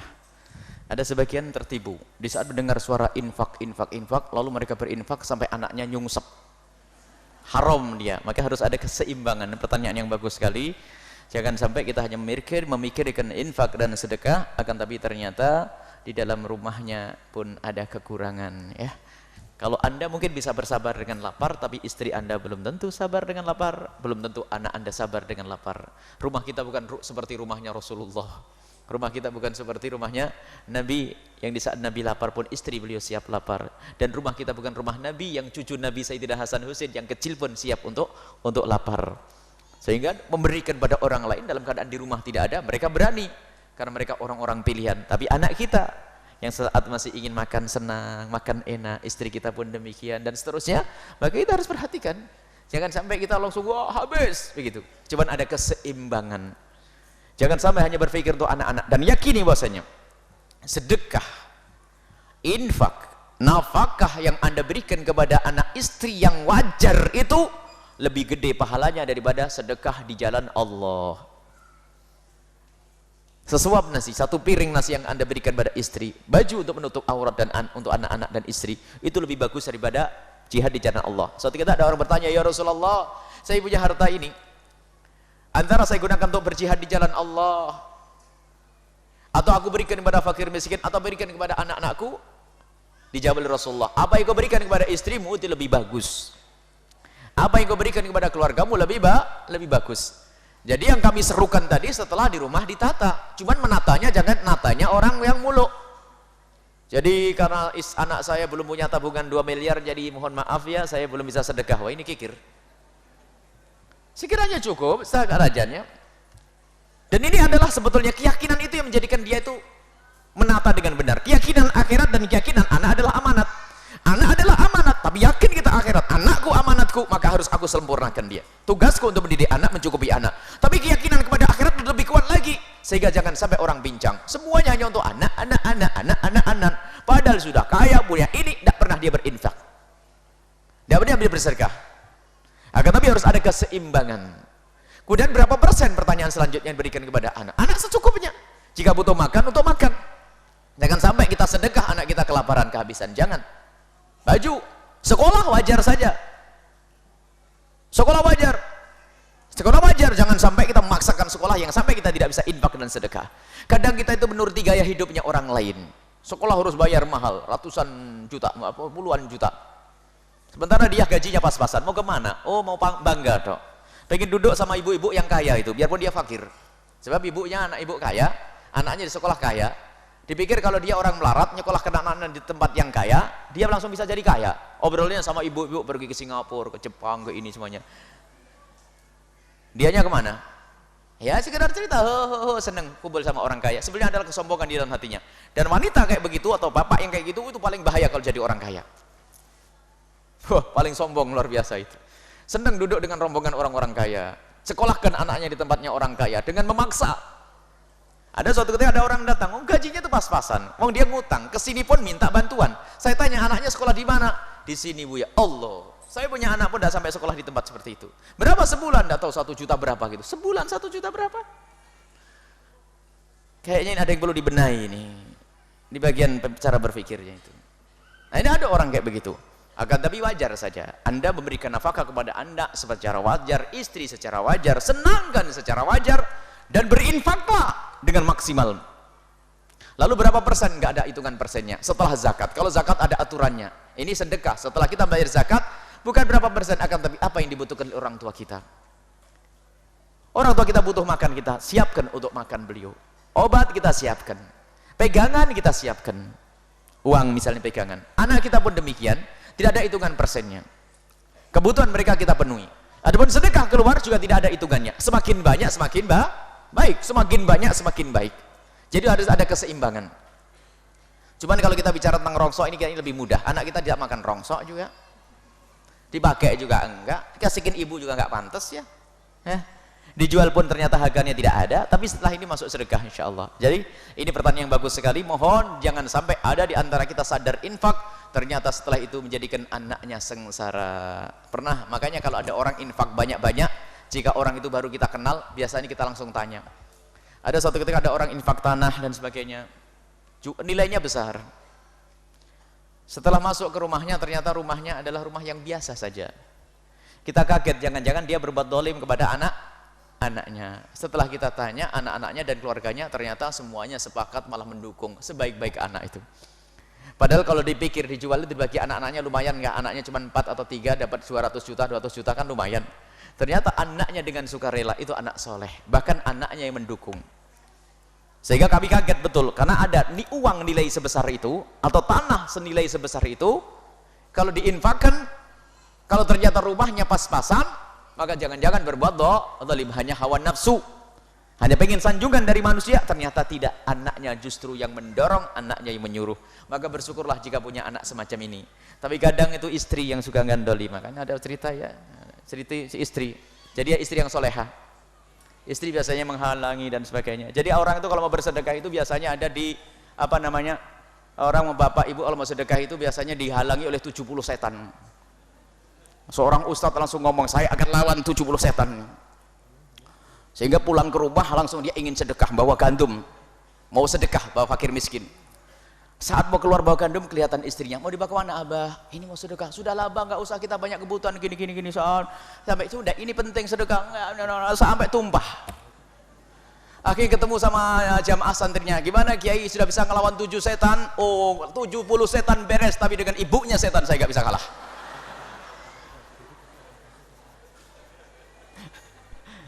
Ibunya setan tuh suka ngalang-ngaling itu, banyak masa depan anak segala macam, tetet. Ya ini, tapi ini solehah semuanya, ini bukan ibunya setan ini. Ibunya setan mah di sana ini. Ini suka menghalangi, ini ibunya setan itu memang. Luar biasa nih. Ini mau sedekah ini abang, kita akan punya masa depan bang. Ini belum beres, ini rumah belum beres. Rumah ada waktunya nanti. Tidak ada ibunya setan. Tapi kalau ada orang ngaku ibunya setan, didoain beres nanti. Angkat tangan ibunya setan. 71 enteng sama ibunya setan kalah ustadznya. Nggak jadi sedekah, tumpah gandumnya. Baik, subhanallah. Nah, ini jangan sampai ada seorang istri menghalangi suaminya untuk berbuat baik atau sebaliknya. Dan memang ada sebagian dari para bapak yang bersedekah tidak mau ngasih tahu istrinya. Kenapa? Aduh, istri saya bu ya, saya sedekah selalu menghalangi saya, masya Allah. Nasib itu, istrinya tuh kasihan.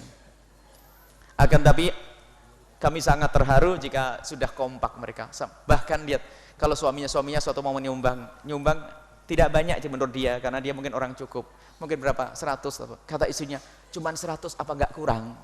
100 juta. Lu istri yang ngomong apa enggak kurang, kebutuhannya lebih besar. Wah, ini istri solehah bener. Kalau ibunya setan, kok 100, kurangi deh 10, kira 10 juta aja deh, sudah banyak tuh, yang lain kan sudah nyumbang banyak, Buya kan kawannya banyak. Wah, ini hebat nih lesannya nih. Lesan ibunya setan. Lihat, Buya kenalannya kan orang banyak, lihat. Ngalir terus. Sudah laba, nggak usah bantu pun tetap berjalan al-bahjah. Oh iya, memang ceramah pinter, ibunya setan. Di sini dia selalu baik semua, nggak ada ibunya setan. Insya Allah. Bapak sudah dipangkas, nggak ada ibunya setan di rumah. Tinggal besok buahnya kayak apa. Kalau ternyata nggak ada suaranya, berarti ibunya setan banyak di rumah. Baik, insya Allah.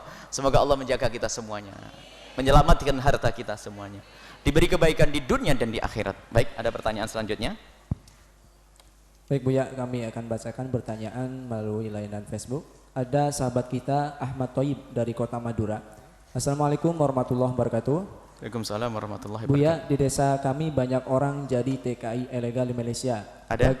Jadi? Di desa kami banyak orang yang jadi TKI ilegal di Malaysia. TKI? Iya. Baik. Yang dipertanyakan, bagaimana hukumnya TKI ilegal tersebut yang bekerja di Malaysia? Kalau dapat uang, apakah uangnya halal atau tidak? Begitu Buya, bertanya. Wassalamualaikum warahmatullahi wabarakatuh. Assalamualaikum. Yang menjadi pegawai ilegal itu, dia melanggar undang-undang pemerintah dan undang-undang negara. Selagi untuk kemaslahatan manusia, wajib kita patuhi. Sebab biasanya ini ada hubungannya dengan penjagaan dan seterusnya. Tapi kalau ilegal itu tidak ada tanggung jawab di sana. Kan biasanya dari pihak negara kalau ada yang sakit akan dijamin, akan ini dan sebagainya. Kalau ada apa-apa nanti dilacak di mana rumahnya dan sebagainya. Maka dia telah bermaksiat dengan cara ilegal itu. Maksiat, dia melanggar undang-undang pemerintah. Ingat, undang-undang pemerintah wajib kita patuhi selagi tidak untuk kemaksiatan. Undang-undang pemerintah wajib kita patuhi selagi tidak untuk kemaksiatan. Lampu merah itu, lihat biasa lampu merah. Itu kan undang-undangnya Pak Polisi dan lalu lintas. Tapi ini ada masalahnya atau tidak? Ada, maka Anda haram melanggar. Kalau sampai nabrak dosa. Bisa jangan main-main, jangan biasain kosong-kosong lep gitu sudahlah. Patuh, biasa patuh itu. Sebab kebiasaan, mohon maaf, hari ini kosong lap-lep, besok jadi kebiasaan, akhirnya nggak sabaran menjadi. Sebab kebiasaan, coba ada orang kebiasaan, pernah ya mengingat orang biasa, nggak bisa, tetap saja, kemudian bisa biasa. Maka membiasakan yang baik itu penting, jangan sekalah dengan negeri kafir. Kita waktu pergi ke Hong Kong, orang jalan saja ada lampu merah, pusing saya waktu itu. Lampu merah, ngapain berhenti? Oh, ada lampu merah Bu ya, jalan ada lampu merahnya, gimana ini? Padahal nggak ada mobil, nyebrang pun awas, jangan nyebrang. Disiplin itu penting. Orang Islam itu paling disiplin seharusnya, bukan orang kafir. Masalah buru-buru dan tidak buru-buru ini semuanya kalau dibikin buru-buru jadi bikin buru-buru. Kalau agar tidak buru-buru berangkat ngajinya agak awal, jangan tantang ustadz saja, terobos saja. Wah ustadz, lah kenapa terlambat nih mau pengajian? Oh enggak ustadz, antum yang salah ya ustadz, kenapa berangkatnya terlambat? Jadi tolong dipatuhi. Jadi itu adalah maksiat karena melanggar pemerintah. Jadi ulil amri, pemerintah wajib dipatuhi dalam hal-hal kemaslahatan untuk umat, tidak boleh dilanggar. Tapi kalau dalam kemaksiatan tidak boleh dipatuhi. Kalau ngajari maksiat tidak boleh dipatuhi, tapi kalau kemaslahatan wajib dipatuhi. Adapun setelah itu bagaimana gajinya? Ada dia maksiat di saat masuk saja, asalkan dia kerja benar, tidak meninggalkan sholat, dengan majikannya adalah benar, gajinya adalah halal, tinggal dia tobat untuk kemaksiatan dengan ulil amri ini. Itu saja. Baik, selanjutnya. Baik Buya, terima kasih atas jawabannya. Insya Allah Buya, untuk berikutnya kita berikan kesempatan bagi pemirsa Al-Baca TV di rumah yang mau bertanya langsung pada Buya, kami persilakan. Baik, bagi pemirsa Al-Baca TV di rumah.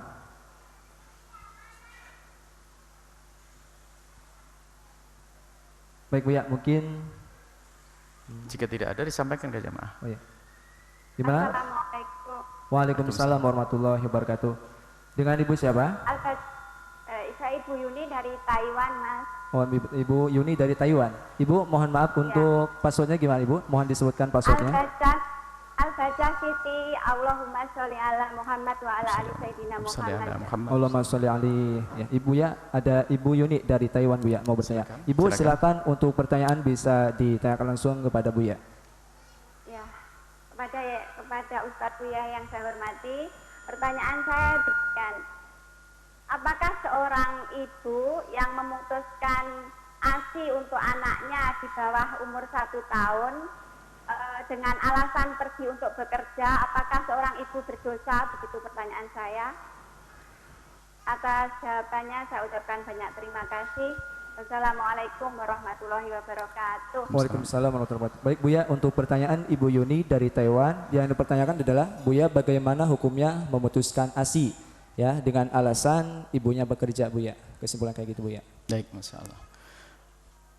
Kemarin kita bahas bahwasanya seorang wanita berhak untuk menolak menyusui anaknya. Bagi seorang bapak wajib mencarikan siapa yang bisa menyusui, biarpun harus menyewa dan membayar. Seorang istri berhak untuk menolak menyusui anaknya. Cuman kami sampaikan, serigala saja masih menyusui anaknya, maka masa seorang ibu tidak mau menyusui anaknya demi kesehatan masa depan anaknya. Adapun kalau terpaksa seorang istri harus bekerja, ini permasalahannya harus dibahas di rumah tangga. Suaminya di mana dulu? Ya, dalam waktu sebentar saja, apakah tidak bisa suaminya bertahan untuk menyempurnakan? Sebab nilainya ASI itu mahal. Daripada ibu bekerja misalnya untuk beli ASI itu mahal. Apa susu itu kan mahal juga. Jadi kadang-kadang gajinya itu untuk beli susunya nggak cukup. Sebab sangat mahal pemberian Allah itu. Jadi cuman wanita jika tanpa ada darurat kemudian memutus ASI-nya, itu dikhawatirkan dia termasuk orang yang nggak punya nurani batin yang baik. Kecuali sudah yakin bahasanya nanti bakal ada yang menyusui. Jangan sampai anak diganti dengan susu buatan. Dan ini perlu dokter itu jujur. Dokter klinik bersalin itu kadang-kadang ada tempelannya, ini bisa nyamai susu ASI, bohong itu. Jangan bohong ya Pak dokter dan Bu dokter itu. Ada kan biasanya apa tulisan-tulisan bisa menggantikan susu ASI, dari mana itu? Coba dia sendiri yang ngerti kalau itu bohong. Nggak ada yang bisa menggantikan ASI seorang ibu. Tidak 20%, tidak 30%. Tidak bisa menggantikan sama sekali. Kemudian masalah karakter, masalah segala macam itu dalam ASI seorang ibu. Maka tetap kami himbau kepada siapa untuk bisa menyusui anaknya. Dalam waktu yang kalau secara kedokteran itu jangan sampai kurang dari 9 bulan atau 7 bulan, karena untuk kekebalan tuh. Paling tidak sampai nanti usia 2 tahun, haula ini 2 tahun. Ini hendaknya kita bisa menyusui anak. Dan itu demi kesehatan anak-anak kita.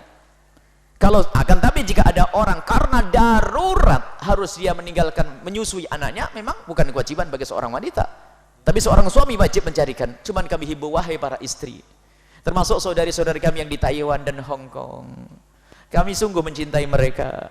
Kalau seandainya mereka datang kepada kami sebelum berangkat, akan kami katakan jangan pergi. Bekerjalah di negeri sendiri, bisa dekat dengan suami dan anak-anak. Akan tapi pun Anda sudah pergi, maka kami akan datang ke sana. Ini tanda cinta kami kepada Anda semuanya yang di Taiwan, adik-adik putri kami yang di Taiwan, di Hong Kong, di Korea dan seterusnya. Bercita-citalah untuk segera kembali dekat dengan keluarga. Bahkan kadang mereka, banyak di antara mereka kita ajak berhayal sejenak. Berhayal misalnya, ayo bayangkan di saat pagi hari kamu yang membangunkan anakmu. Kemudian kamu bawa kamar mandi, kamu yang memandikannya. Kemudian setelah itu lihat kamu yang membedakinya, kalau menciumnya, kamu mengantarnya, apakah kamu tidak rindu? Semua mengatakan rindu, nangis mereka. Akan tapi karena kadang-kadang tuntutan ekonomi, dan sebenarnya bukan tuntutan ekonomi, mohon maaf adik-adik kami yang ada di Taiwan, bukan tuntutan ekonomi, akan tapi hati kita yang sudah punya keinginan lebih dalam urusan dunia, itu menjadikan kita tersiksa. Ini, maka sebaiknya, ini barangkali dia harus pergi ke Taiwan, mungkin seperti itu ya. Kalau masih di Indonesia saja kan bisa sambil bekerja ya. Mungkin ada, ini sudah kontrak harus pergi ke Taiwan setelah melahirkan, sudah terlanjur daftar. Bagaimana kalau anak saya, Masya Allah, nurani, nurani, batin, batin, kasih sayang ada di mana? Anak. Jangan sampai hati kita semakin keras, hati kita dengan anak kita. Cuman wahai para ibu-ibu, kalau memang mendesak darurat, kita harus meninggalkan satu tempat, lalu anak kita harus pisah, karena satu hal yang tidak bisa digantikan oleh yang lainnya, maka yang demikian itu adalah boleh-boleh saja dan memang tidak wajib bagi seorang ibu menyusui. Tapi kasih sayang ibu ada di mana? Dan ini spesial nasihat untuk saudara adik-adik kami yang ada di Taiwan sana dan di Korea, di Hong Kong atau di Kuwait sana, bercita-citalah untuk segera kembali. Dan ketahuilah, mintalah kepada Allah, ya Allah jadikan rezeki kami adalah dekat dengan keluarga kami. Anda berubah doanya. Jangan doa ya Allah semoga kontraknya tambah lagi ya Allah, bukan. Doa ya Allah jadikan ini adalah kontrak terakhir dan mudahkan rezeki kami di rumah kami, di keluarga kami. Suruh kami mencintai mereka. Kami tidak ingin ada mereka susah jauh dari anak dan seterusnya. Ya, ini saja insya Allah. Semoga kita bisa bertemu di Taiwan sana. Di Taiwan, Masya Allah kita terharu melihat adik-adik kita. Pernah kita mengajarkan pengajian di depan mall mana gitu kita bilang. Itu sampai Masya Allah beludak. Akhirnya menunjukkan kalau mereka adalah juga hamba-hamba Allah yang rindu kebaikan, rindu kemuliaan di depan stasiun besar begitu sampai masuk-masuk. Ini banyak di Korea pun, di Jepang, di mana di Hong Kong pun demikian. Adik-adik putri kita di sana, Masya Allah, rindu kemuliaan, rindu kebaikan. Pada dasarnya mereka adalah orang baik pergi ke sana karena tuntutan ekonomi. Akan tapi ada pendidikan lain lagi. Biasakan hidup yang sederhana agar Anda bisa hidup mudah. Termasuk diantaranya yang sudah pulang dari Hong Kong, Korea, jangan sampai cara hidup Anda berubah. Kadang dulu sebelum berangkat cara hidup orang kampung, katanya susah, pas-pasan gajinya. Setelah pulang dari Korea dan Jepang sampai pulang ke kampung gayanya tetap hidup gaya orang kota. Lihat duitnya hanya bertahan 2 bulan balik lagi nyungsep. Kenapa? Gaya hidupnya berubah, gaya hidup luar negeri. Gaya hiduplah sederhana seperti yang diajarkan Nabi SAW. Maka pulanglah Anda dengan bekal yang Anda miliki, cara hidup cara orang kampung sederhana, maka akan berkah harta Anda ini. Semoga Allah menjaga kehormatan Anda wahai adik-adik kami yang ada di Korea, di Hong Kong dan di luar negeri sana. Semoga Allah menjaga kemuliaan Anda. Semoga Allah segera mempertemukan Anda dengan keluarga-keluarga di rumah. Sungguh kami tidak rela. Kami melihat betapa beratnya berpisah dengan anak, berpisah dengan keluarga. Belum lagi urusan syahwat dan seterusnya yang naudzubillah kadang menjerumuskan orang dalam kehinaan. Semoga Allah mudahkan Anda semua yang ada di Korea, Jepang dan Hong Kong dan yang lainnya untuk kembali kepada keluarga, merajut keindahan, kemesraan, kebahagiaan di rumah bersama keluarga sebagai muqaddimah kebahagiaan kelak di surga bersama Nabi Muhammad sallallahu alaihi wasallam. Allahumma sholli alaihi. Baik Bu ya, terima kasih atas jawabannya. Bagi Ibu yang di Taiwan semoga merasa cukup dengan jawabannya dan semoga Allah memberikan pemahaman, amin ya Allah ya rabbal alamin. Baik Bu ya, kita berikan kesempatan kedua bagi pemirsa Al-Baca TV di rumah. Barangkali ada yang mau bertanya, kami persilakan. Baik pemirsa Al-Baca TV. Ya, Bu ya, nampaknya sudah ada telepon yang masuk. Assalamualaikum. Waalaikumsalam warahmatullahi wabarakatuh. Baik Ibu, bisa disebutkan atau memberikan passwordnya Bu? Al-Baca TV, Allahumma sholli ala sayyidina. Allahumma sholli alaihi. Baik Ibu, untuk pertanyaan Ibu silahkan. Ibu dari mana? Oh ya, mohon maaf Ibu. Dari Mia di Tulungagung. Oh Ibu. Dari mana? Ya Ibu Mia dari Tulungagung Bu ya. Dari Tulungagung. Iya. Ya, ini mau tanya dia. Saya itu ya alhamdulillah sejak mendengar tausiah Buya di Samara, mungkin aktivitas ibadah tidak bertambah. Tidak pernah meninggalkan apa? Ibu bisa dikeraskan suaranya Bu? Ini alhamdulillah ya sejak saya mendengar tausiah ya Buya di TV ibadah saya sudah lebih baik. Tapi yang saya tanyakan gini Buya, kadang itu ada rasa bangga bisa berubah, rasa senang. Tapi terkadang itu ada rasa, ya Allah ibadah saya itu masih belum merasa belum diterima. Karena belum bisa khusyuk, ya seperti umumnya khusyuk ya Buya, seperti terus bisa ingat Allah. Tapi terkadang saat sholat itu kan ada bisa mengingat Allah, tapi terkadang ya masih belajar Buya, kadang masih ingat dunia. Terus yang saya tanyakan itu mungkin bagaimana, saya ini orang seperti tipe seperti apa gitu, masih ada punya rasa bangga dalam beribadah, tapi kadang ada rasa takut ibadah kita itu belum bisa diterima gitu. Terus gimana ya supaya bisa khusyuk gitu. Terima kasih Buya, semoga Buya dan keluarga Buya dan selalu mendapat perlindungan oleh Allah Ta'ala. Amin. Sekian. Assalamualaikum warahmatullahi wabarakatuh. Assalamualaikum warahmatullahi wabarakatuh. Baik. Pertanyaan adalah, seorang hamba di saat kita ada seorang hamba, ibu bercerita bahwasanya di saat beribadah ini ragu bahwasanya ibadah ini diterima atau tidak oleh Allah Subhanahu wa taala. Kita meragukan diterima, kalau kita koreksi dari sisi kita adalah bagus. Tapi kalau kita ragu diterima, melihat dari sisi Allah adalah tidak diperkenankan. Kita yakin Allah adalah maha kasih, Allah maha luas dengan rahmatnya, Allah maha luas dengan rahmatnya dan karunia-Nya. Akan tapi kita koreksi ke dalam diri kita bahwasanya takut tidak diterima itu akan menjadi sebab koreksi bahwasanya mungkin kurang ini kurang ini. Jadi semakin hari kita semakin menyempurnakan, tidak boleh menjadi keputusasaan. Kalau lihat dari diri kita masalah takut tidak diterima oleh Allah, kenapa? Ya karena Allah mungkin tidak melihat saya. Oh, nggak boleh begitu, Allah maha kasih. Tapi kita berkata takut tidak terima, kenapa itu tidak terima? Saya itu kalau sholat itu kok ya Allah biang-biang kemana-mana. Kalau saya sedekah itu kok aduh di saat disebut orang senang. Lah ini bagus, koreksi. Jadi merasa takut tidak diterima oleh Allah, kemudian dia menjadi bahan koreksi untuk dirinya, itu tanda justru diterima oleh Allah. Jadi kita ini harus seperti itu. Di saat kita bersedekah, Anda bersedekah takut tidak diterima oleh Allah karena takut ada unsur riya dan sebagainya, terus Anda jaga, terus takut tidak diterima oleh Allah. Sehingga karena takut tidak diterima semakin dijaga. Kebobolan orang tahu saja, aduh ketahuan sama orang, saya tambahin lagi, saya sudah terlanjur sedekah 50 juta, tak taunya terlintas riak di dalam hatiku, senang disanjung sama orang gara-gara nyanjung. Oh ibu telah nyumbang 50 juta, saya senang ya Allah, kembalikan 50 juta itu ya Allah, saya tambahin lagi. Karena khawatir, kita joki lagi, kita tambah lagi, dan begitu seterusnya. Kalau Anda takut tidak diterima, contoh boleh sama tapi hakikatnya jangan. Orang judi, kita dengan Allah mestinya lebih daripada orang berjudi. Orang judi itu lihat modelnya model penasaran, sudah kalah barangkali nanti saya dapat, barangkali yang dapat. Urusan judi bisa, orang judi itu begitu, kalah mungkin nanti. Dengan Allah pun demikian, terus berharap. Kalau kita khawatir tidak diterima, mungkin setelah ini akan diterima oleh Allah, dan terus sampai kita mati dalam keadaan kita berbuat baik. Tapi jangan disamakan urusan judi. Hanya begitulah maksudnya. Apa? Mungkin seseorang itu membangun sifat semacam itu, membangun rasa semacam itu. Saya bersedekah 100 juta, semoga diterima oleh Allah dalam doa kita. Akan tapi sisi lain, ya Allah, kalau seandainya tidak diterima, kan saya tidak mendapatkan apa-apa, maka saya tambah lagi ya Allah. Terus dan terus dan terus, tanda bahasanya, sehingga sampai kita lupa berbuat baik yang dulu itu, sehingga sedekah kita yang dulu sudah ketutup dengan sedekah yang baru. Sedekah yang baru kita ingat-ingat, tapi sedekah lalu yang sudah ketutup, sehingga yang lalu menjadi ikhlas. Baru yang baru ini mulai proses baru lagi, kita sedekah yang terbaru, ingat-ingat tadi, oh tidak ada yang nyanjung dan sebagainya, kita tumpangi lagi sampai kita lupa, tidak mikir sedekah itu. Terus lagi sedekah ini, sedekah 5 tahun yang lalu sudah nggak ingat lagi, sedekah yang terbaru, maka ini untuk menutup. Jadi kata Imam Ghazali, ikhlas itu perlu belajar. Ya begitu caranya. Maka sedekah yang nomor 1 sudah tidak ingat lagi, karena istilah sedekah yang ke-100 kali. Mungkin yang jadi unek-unek sedekah yang terakhir ke-100, saya umbang 500 juta. 500 juta. Tapi sebelumnya sudah ada ingat, sudah diterima oleh Allah. Jadi apa?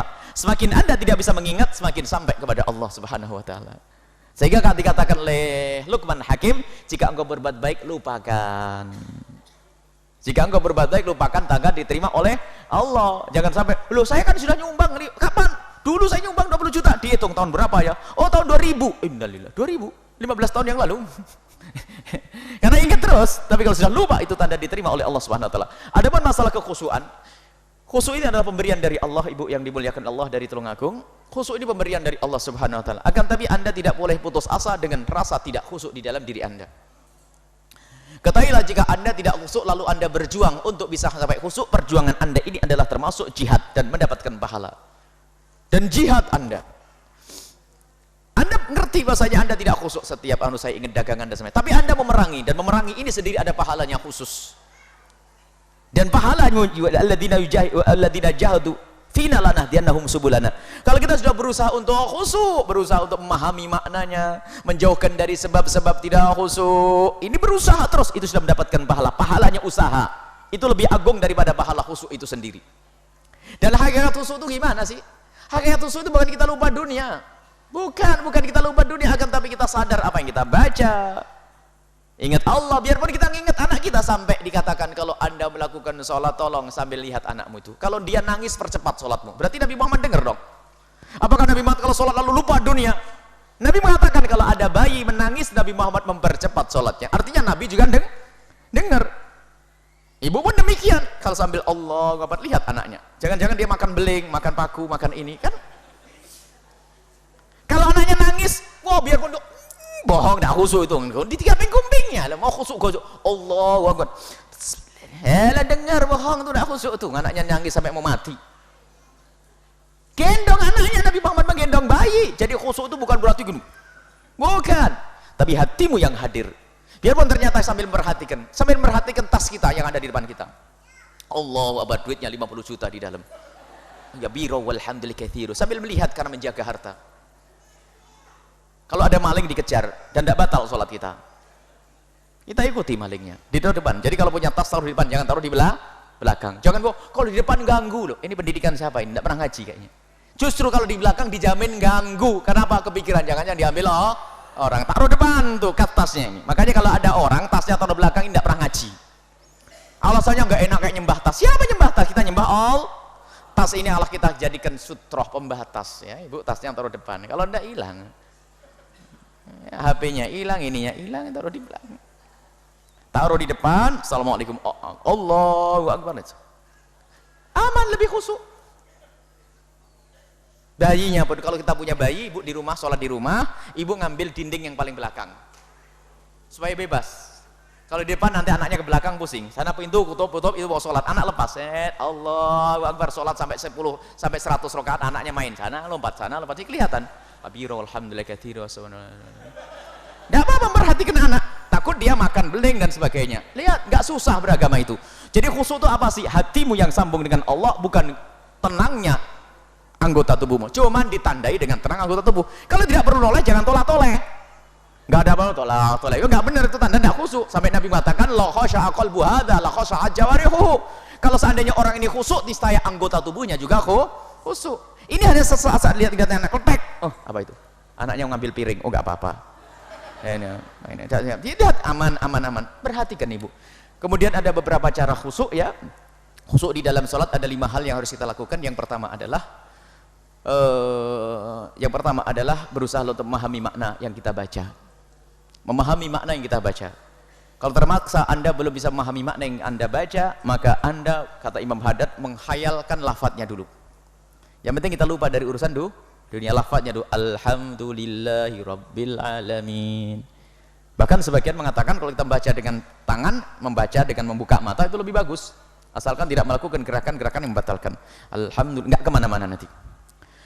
Nggak memahami maknanya sebisa mungkin. Jadi khusyuk memahami maknanya, bukan hayal Isra Mi'raj. Seperti katanya ada belajar sholat khusyuk, tidak tahu dari mana itu, diajak seolah-olah kita Isra Mi'raj. Itu hayal namanya, tidak khusyuk. Sampai suatu ketika bertanya, gimana ya Ustadz, saya pengen di saat saya itu merasa dengan Allah, lalu lagi fokus, kemudian saya set gitu, sehingga saya tidak putus dengan Allah. Ini khayalan, kayak dunia komputer ya. Sholat khusyuk kata para ulama adalah memahami makna. Kemudian setelah itu, sholatlah pada waktunya. Yang kedua, sholat pada waktunya. Maksudnya apa? Waktu sholat. bukan waktu nonton sinetron, bukan waktu masak. Coba kalau ibu sholatnya waktu masak, ada bawang tetangga yang hangus, ibu yang pusing karena ibu sholatnya waktu masak. Jangan waktu jaga toko, jangan waktu nunggu telepon, waktulah sholat untuk sholat. Jadi kalau anda punya waktu sholat 5 menit tok, nggak usah macam-macam, 5 menit nggak usah panjang-panjang. Tapi saya putus dari semuanya, HP saya matikan, pintu pesan kalau ada orang bilang datang nak, bilang apa masih sholat, toko tulisi lagi sholat. Coba kalau lagi jaga tuh, Allahu Akbar, ibu, bu, aduh, belanja ini, aduh, rezeki hilangnya. Nggak khusyuk karena memang bukan waktu sholat, tapi sisihkan waktu sholat. Maksudnya sholatlah pada waktunya, sholatlah waktu anda sholat, untuk sholat, dan bukan untuk macam-macam. Ada orang yang semoga ini bukan bagian, ini contoh ibu yang di luar, sholatnya waktu nonton sinetron, waktu pesan yang akan lewat, waktu ada promo langsung sholat. Cuman tidak langsung sholat, promo yang pertama wudhu dulu sambil gantung anduk di lehernya depan TV. Persis tuh, persis. Kelihatan tuh, pernah kelihatan dari Al-Bahjah. Bener katanya ibu itu. Setelah itu apa? Langsung setelah pesannya lewat ada promo lagi, langsung ngambil mukena.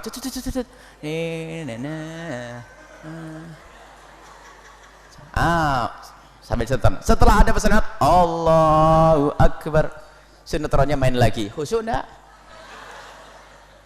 Angkat tangan yang kayak gitu. Malulah bu, sudah malu.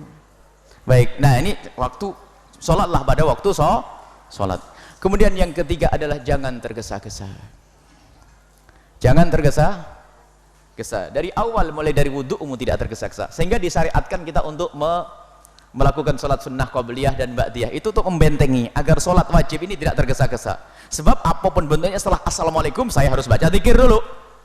Coba yang buru-buru itu, yang anak-anak muda yang sholat tua pun juga ada sebetulnya, yang sholat Jumat itu loh, itu sebelum assalamualaikum sudah ingat sandalku di sana, waalaikum, pas kakinya sandalnya langsung ini lah, ingat ini. Ibu-ibu juga begitu, tasnya di sana, kunci mobilnya di mana, aduh nanti macet rame, karena buru-buru pengennya langsung lompat. Tapi pastikan setelah assalamualaikum saya harus baca zikir dulu. Enggak. Setelah zikir saya sholat ba'diyah 2 rakaat. Dibangkas ada qobliyah. Wudunya pun tahan mau buru-buru, sampai Nabi mengatakan ada orang buru-buru ketebuk. Zakatallahu khirsan fala tu'id. Kamu bagus, semangat untuk sholat jamaah, tapi jangan diulangi ya. Yang bisa kau jangkau, kau jangkau. Yang terlambat nggak apa-apa, pahalamu sama. Jadi nggak ada buru-buru dalam sholat itu. Kalau buru-buru itu alamat tidak khusyuk. Masuknya buru-buru, keluarnya juga buru-buru. Berapa ini? Yang keempat. Yang kelima. Yang kelima lupa saya. Baru 4. Yang pertama adalah minta kepada Allah, ya. Yang kedua memahami maknanya. Sholatlah pada waktu untuk sholat. Kemudian setelah itu jangan tergesa-gesa. Baru yang kelima. Ini dinukil Imam Haddad, saya lupa satunya lagi. Yang kelima adalah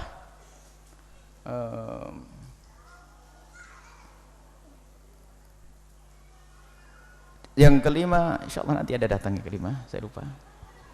Ada ini dari para a'imah, kita kumpulkan kumpulan dari nasihat Imam Haddad sama Imam Ghazali rahimahullah. Memang tidak ada rentetan 5 semacam itu, akan tapi itu kami ambil dari kumpulan para ulama.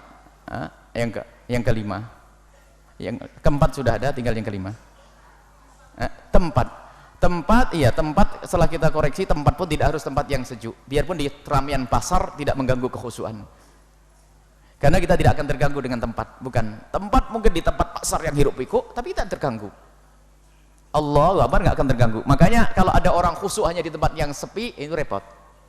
Sampai ada guyonan suatu ketika ada seorang sama kiainya, sama anaknya, sama kiainya, rupanya di sampingnya itu ada bayi jerit-jerit. Kiainya tanya kepada santrinya, kamu tadi dengar enggak ada orang jerit-jerit? Oh, dengar kiai. Oh, berarti kamu sholatnya enggak khusyuk. Ini lagi di mana gitu, lagi umroh atau lagi haji. Setelah itu di sholat yang kedua itu, pas sholatnya kok pas sampingnya bis. Lah bisnya lagi digar rung. Akhirnya kiainya tanya, kamu dengar suara bis tadi enggak? Kalau bilang dengar kan enggak khusyuk. Bilang nggak dengar kiai. Oh, berarti kamu budak. Suara kayak gitu kok nggak denger tuh gimana? Nah, khusyuk tuh nggak ada urusannya dengan suara suara. Khusyuk itu tidak ada urusan dengan keramaian ini. Dengar bisa dengar, bang, mobil begitu kok gak dengar tuh bagaimana? Dengar, cuma tidak akan mengganggu. Orang konsentrasi tidak harus tempat yang sepi. Belajar konsentrasi di tempat yang ramai, bisa fokus ini. Jadi gak ada hubungannya dengan tempat. Baik, yang 5 nanti cari lagi insyaallah. Wallahu a'lam bishawab. Baik Buya, Baik, mohon maaf Buya, ada waktu tersisa untuk satu penanya lagi melalui layanan Facebook dari sahabat kita Abi Ramadan. Assalamualaikum warahmatullahi wabarakatuh. Abi Ramadan dari Sukabumi Buya. Dari Sukabumi, ya. baik. Assalamualaikum warahmatullahi wabarakatuh. Assalamualaikum warahmatullahi wabarakatuh. Allahumma sholli ala sayyidina Muhammad. Sholli alaihi. Buya yang saya hormati, semoga selalu dilancarkan perjuangan dakwahnya. Amin. Amin ya Rabbal. Buya, yang saya dari Sukabumi mau bertanya. Saya pernah dengar di video Buya bahwa membuat patung itu haram. Apa? Bahwa membuat patung itu haram Buya. Ya. Lalu bagaimana kalau patung itu sudah menjadi simbol suatu daerah seperti patung Selamat Datang di Jakarta atau patung Bima di Cirebon? Apa kita biarkan saja atau bagaimana? Bahkan di suatu daerah di Indonesia yang mana bupati di tempat itu banyak membuat patung-patung pewayangan sehingga banyak umat Islam dan ulama setempat itu protes dan ingin menghancurkannya. Dan setelah ulama itu wafat, bupati tersebut makin merajalela membuat patung-patung dengan alasan melestarikan budaya, sehingga di tempat itu syiar budaya lebih besar daripada syiar Islam. Itu Buya yang dipertanyakan, bagaimana Buya, mohon pencerahannya. Baik, bismillahirrahmanirrahim. Sayyidina Rasulullah SAW memperhatikan tentang psikologi umat dan masyarakat. Sampai Nabi mengatakan kalimun nasa ala qadri uqulihim, kalau omong dengan orang sesuai dengan kemampuan akal mereka dan pahami kejiwaan mereka. Sehingga fatwa itu kadang-kadang perlu dikemas. Halal tetap halal, haram tetap haram. Tapi tidak semudah itu fatwa itu diberikan.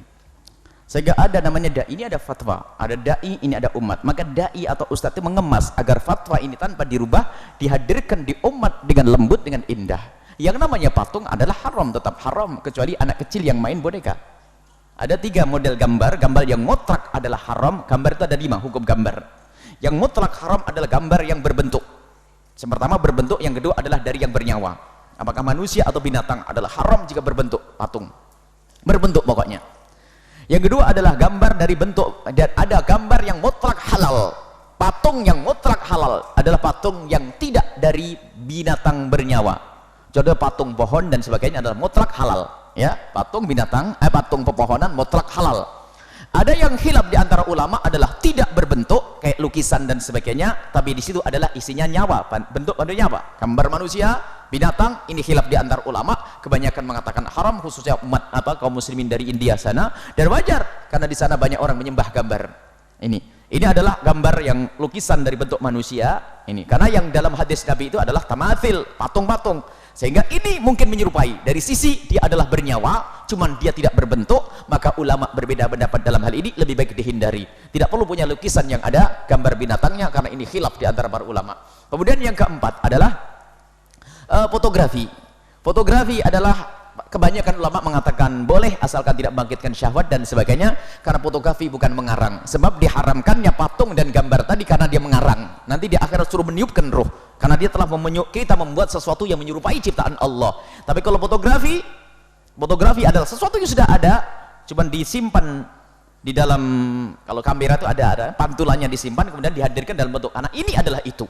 Gambar saya, gambarmu, gambar dia. Itu hanya kalau membangkitkan syahwat atau tidak. Itu yang menjadi halal haramnya. Jadi pada zatnya fotografi adalah bukan sesuatu yang terlarang. Karena apa? Itu tidak membuat sesuatu yang baru. Dan kalau orang mengharamkan fotografi dengan hadis la'anallahu musawwirin, terkutuklah orang yang memoto.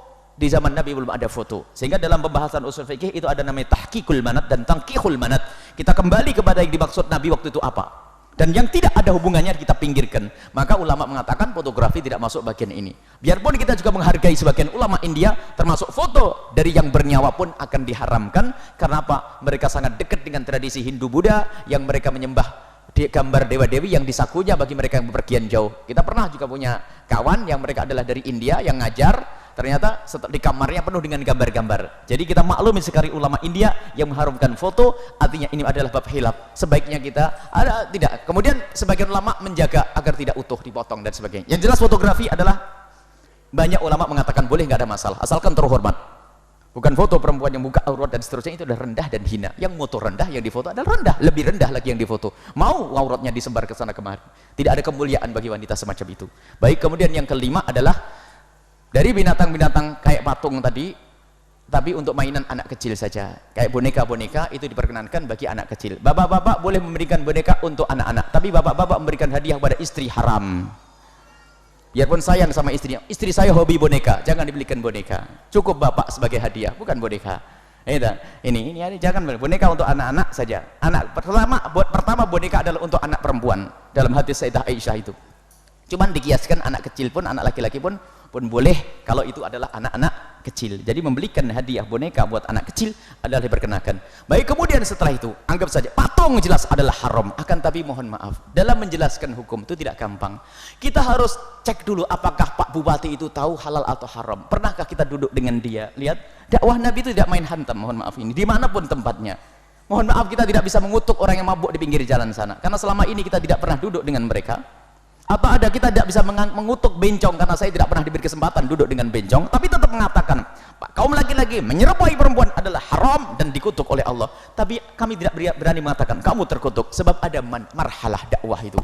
Jadi kita harus tanya dulu, apakah orang itu mengerti atau tidak, dan kita pernah duduk atau tidak. Jangan sampai justru kita menjadi diancam oleh Nabi basyiru wala tunaffiru, karena kita menjadikan orang menjadi pembangkangan. Ada kita itu dalam kaidah, ada kesalahan dalam berpikir, bukan kesalahan dalam pemikiran.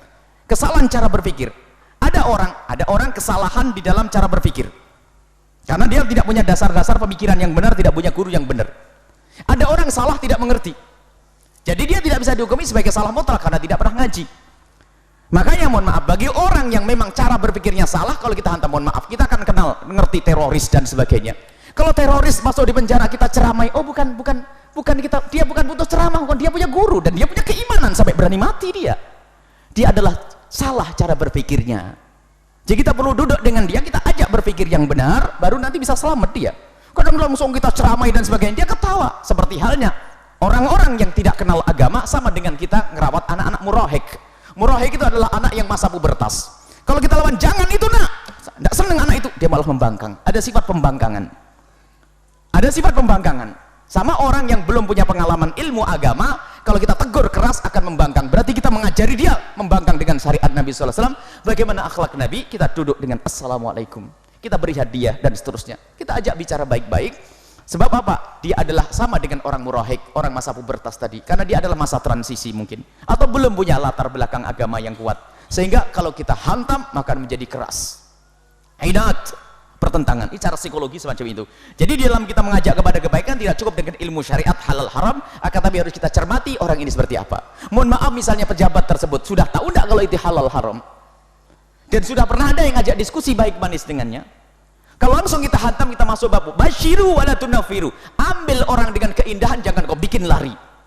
Ini manhaj Nabi SAW. Tapi tentang keharaman tetap haram. Patung yang ada di Mimia adalah haram, patung yang ada di Kuningan adalah haram. Cuman bagaimana kita menyelesaikan itu semuanya? Memang kita banyak PR, urusan kita bukan urusan patung, urusan kita banyak urusan perzinaan dan sebagainya. Urusan kita banyak yang lain-lainnya.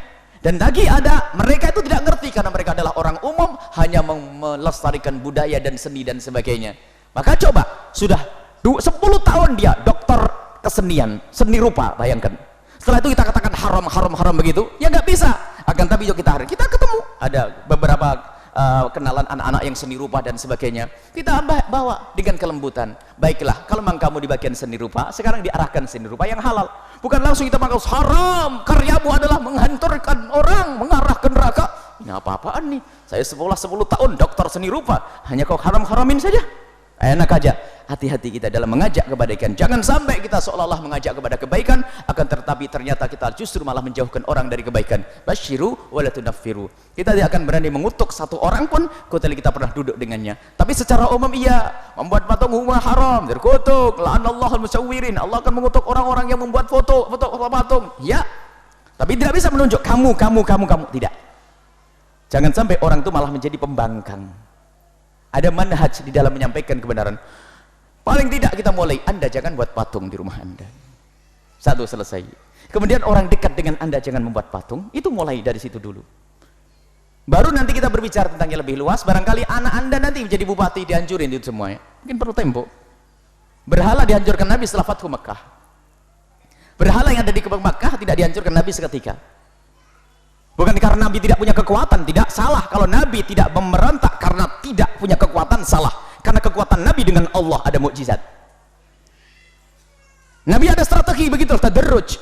Sampai Nabi kembali ke Makkah, ada Fathu Makkah, baru dihancurkan itu semuanya karena sudah pada waktunya. Jadi semuanya harus ada manhaj. Termasuk Anda mendidik anak Anda. Kalau anak masih, jangan langsung disalah-salahin begitu, maka dia justru tambah lari. Ada satu sifat inad. Inad itu penentangan, pembangkangan. Akhirnya apa? Bukan dia mengajak. Lihat, setelah kita marah dia sambil senyum-senyum, mengajak. Coba. Karena apa? Sampai ustadz kiainya pun digituin. Apaan tuh? Karena apa? Kita telah menanamkan inad.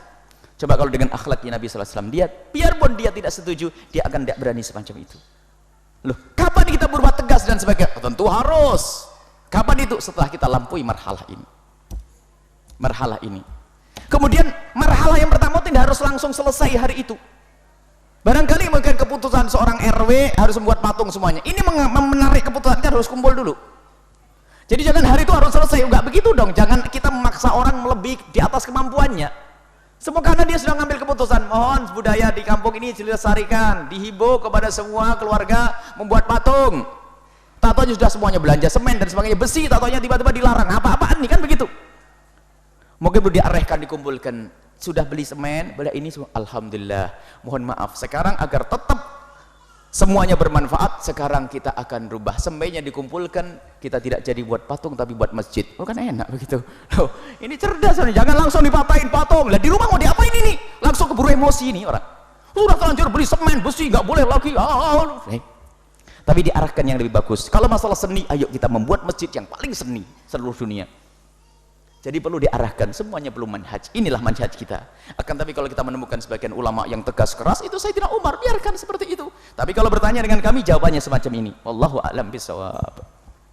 Terima kasih kepada Buya yang telah memberikan jawaban demi jawaban. Semoga yang bertanya dari jamaah yang hadir sini ataupun jamaah yang bertanya melalui layanan sosial media ataupun yang bertanya melalui line telepon, semoga diberikan pemahaman oleh Allah SWT. Amin ya Allah ya Rabbal alamin.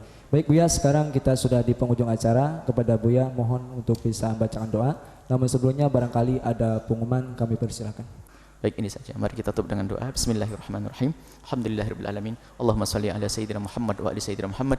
Irhamna wa la tu'adzibna wansurna wa la takhdhulna wa'afina wa la tumritna wa akrimna wa la tuhinna wa athirna wa la tuthir alaina innaka ala kulli syai'in qadir. Allahumma ya Allah, ya Allah, ya Allah, muliakan kami Allah. Muliakan kami dengan syukur ya Allah atas karunia-Mu. Muliakan kami ya Allah dengan kemudahan untuk memberikan apa yang Kau berikan kepada kami. Muliakan kami dengan infak. Jangan Kau hinakan kami dengan meminta. Ya Allah, mudahkan kami untuk memberi dan jangan Kau jadikan kami yang meminta-minta ya. Cukupkan kami dalam diri kami dan rumah tangga kami ya Allah. Dan mudahkan kami bisa berbuat baik dengan harta kami. Mudahkan kami untuk bisa berbuat baik dengan ilmu kami. Mudahkan kami untuk bisa berbuat baik dengan apapun yang Kau berikan kepada kami ya Allah. Dan kami mohon semua yang telah berjuang di tempat ini, berikan ketulusan dan keikhlasan. Berikan kepada mereka semua ketulusan dan keikhlasan ya Allah. Berikan kepada mereka ketulusan dan keikhlasan ya Allah. Kami mohon ya Allah. Jangan sampai apa yang mereka lakukan tidak bisa mereka lihat kelak di surga ya Allah. Ya Allah, dan kami mohon kirimkan ke tempat ini orang-orang tulus dan ikhlas yang bisa berjuang bersama kami dengan apapun yang mereka miliki ya Allah. Sekecil apapun yang mereka berikan, jadikan itu besar nanti ya Allah di akhirat ya Allah.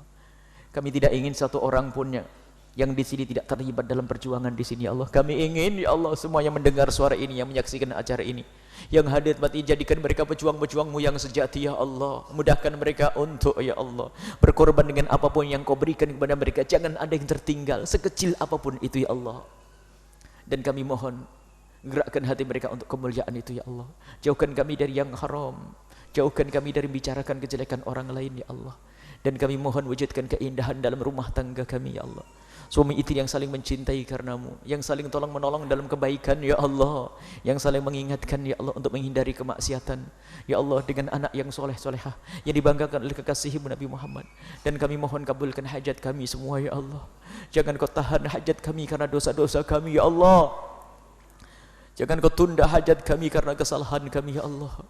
Ya Allah, jadikan hajat kami semuanya mulia ya Allah.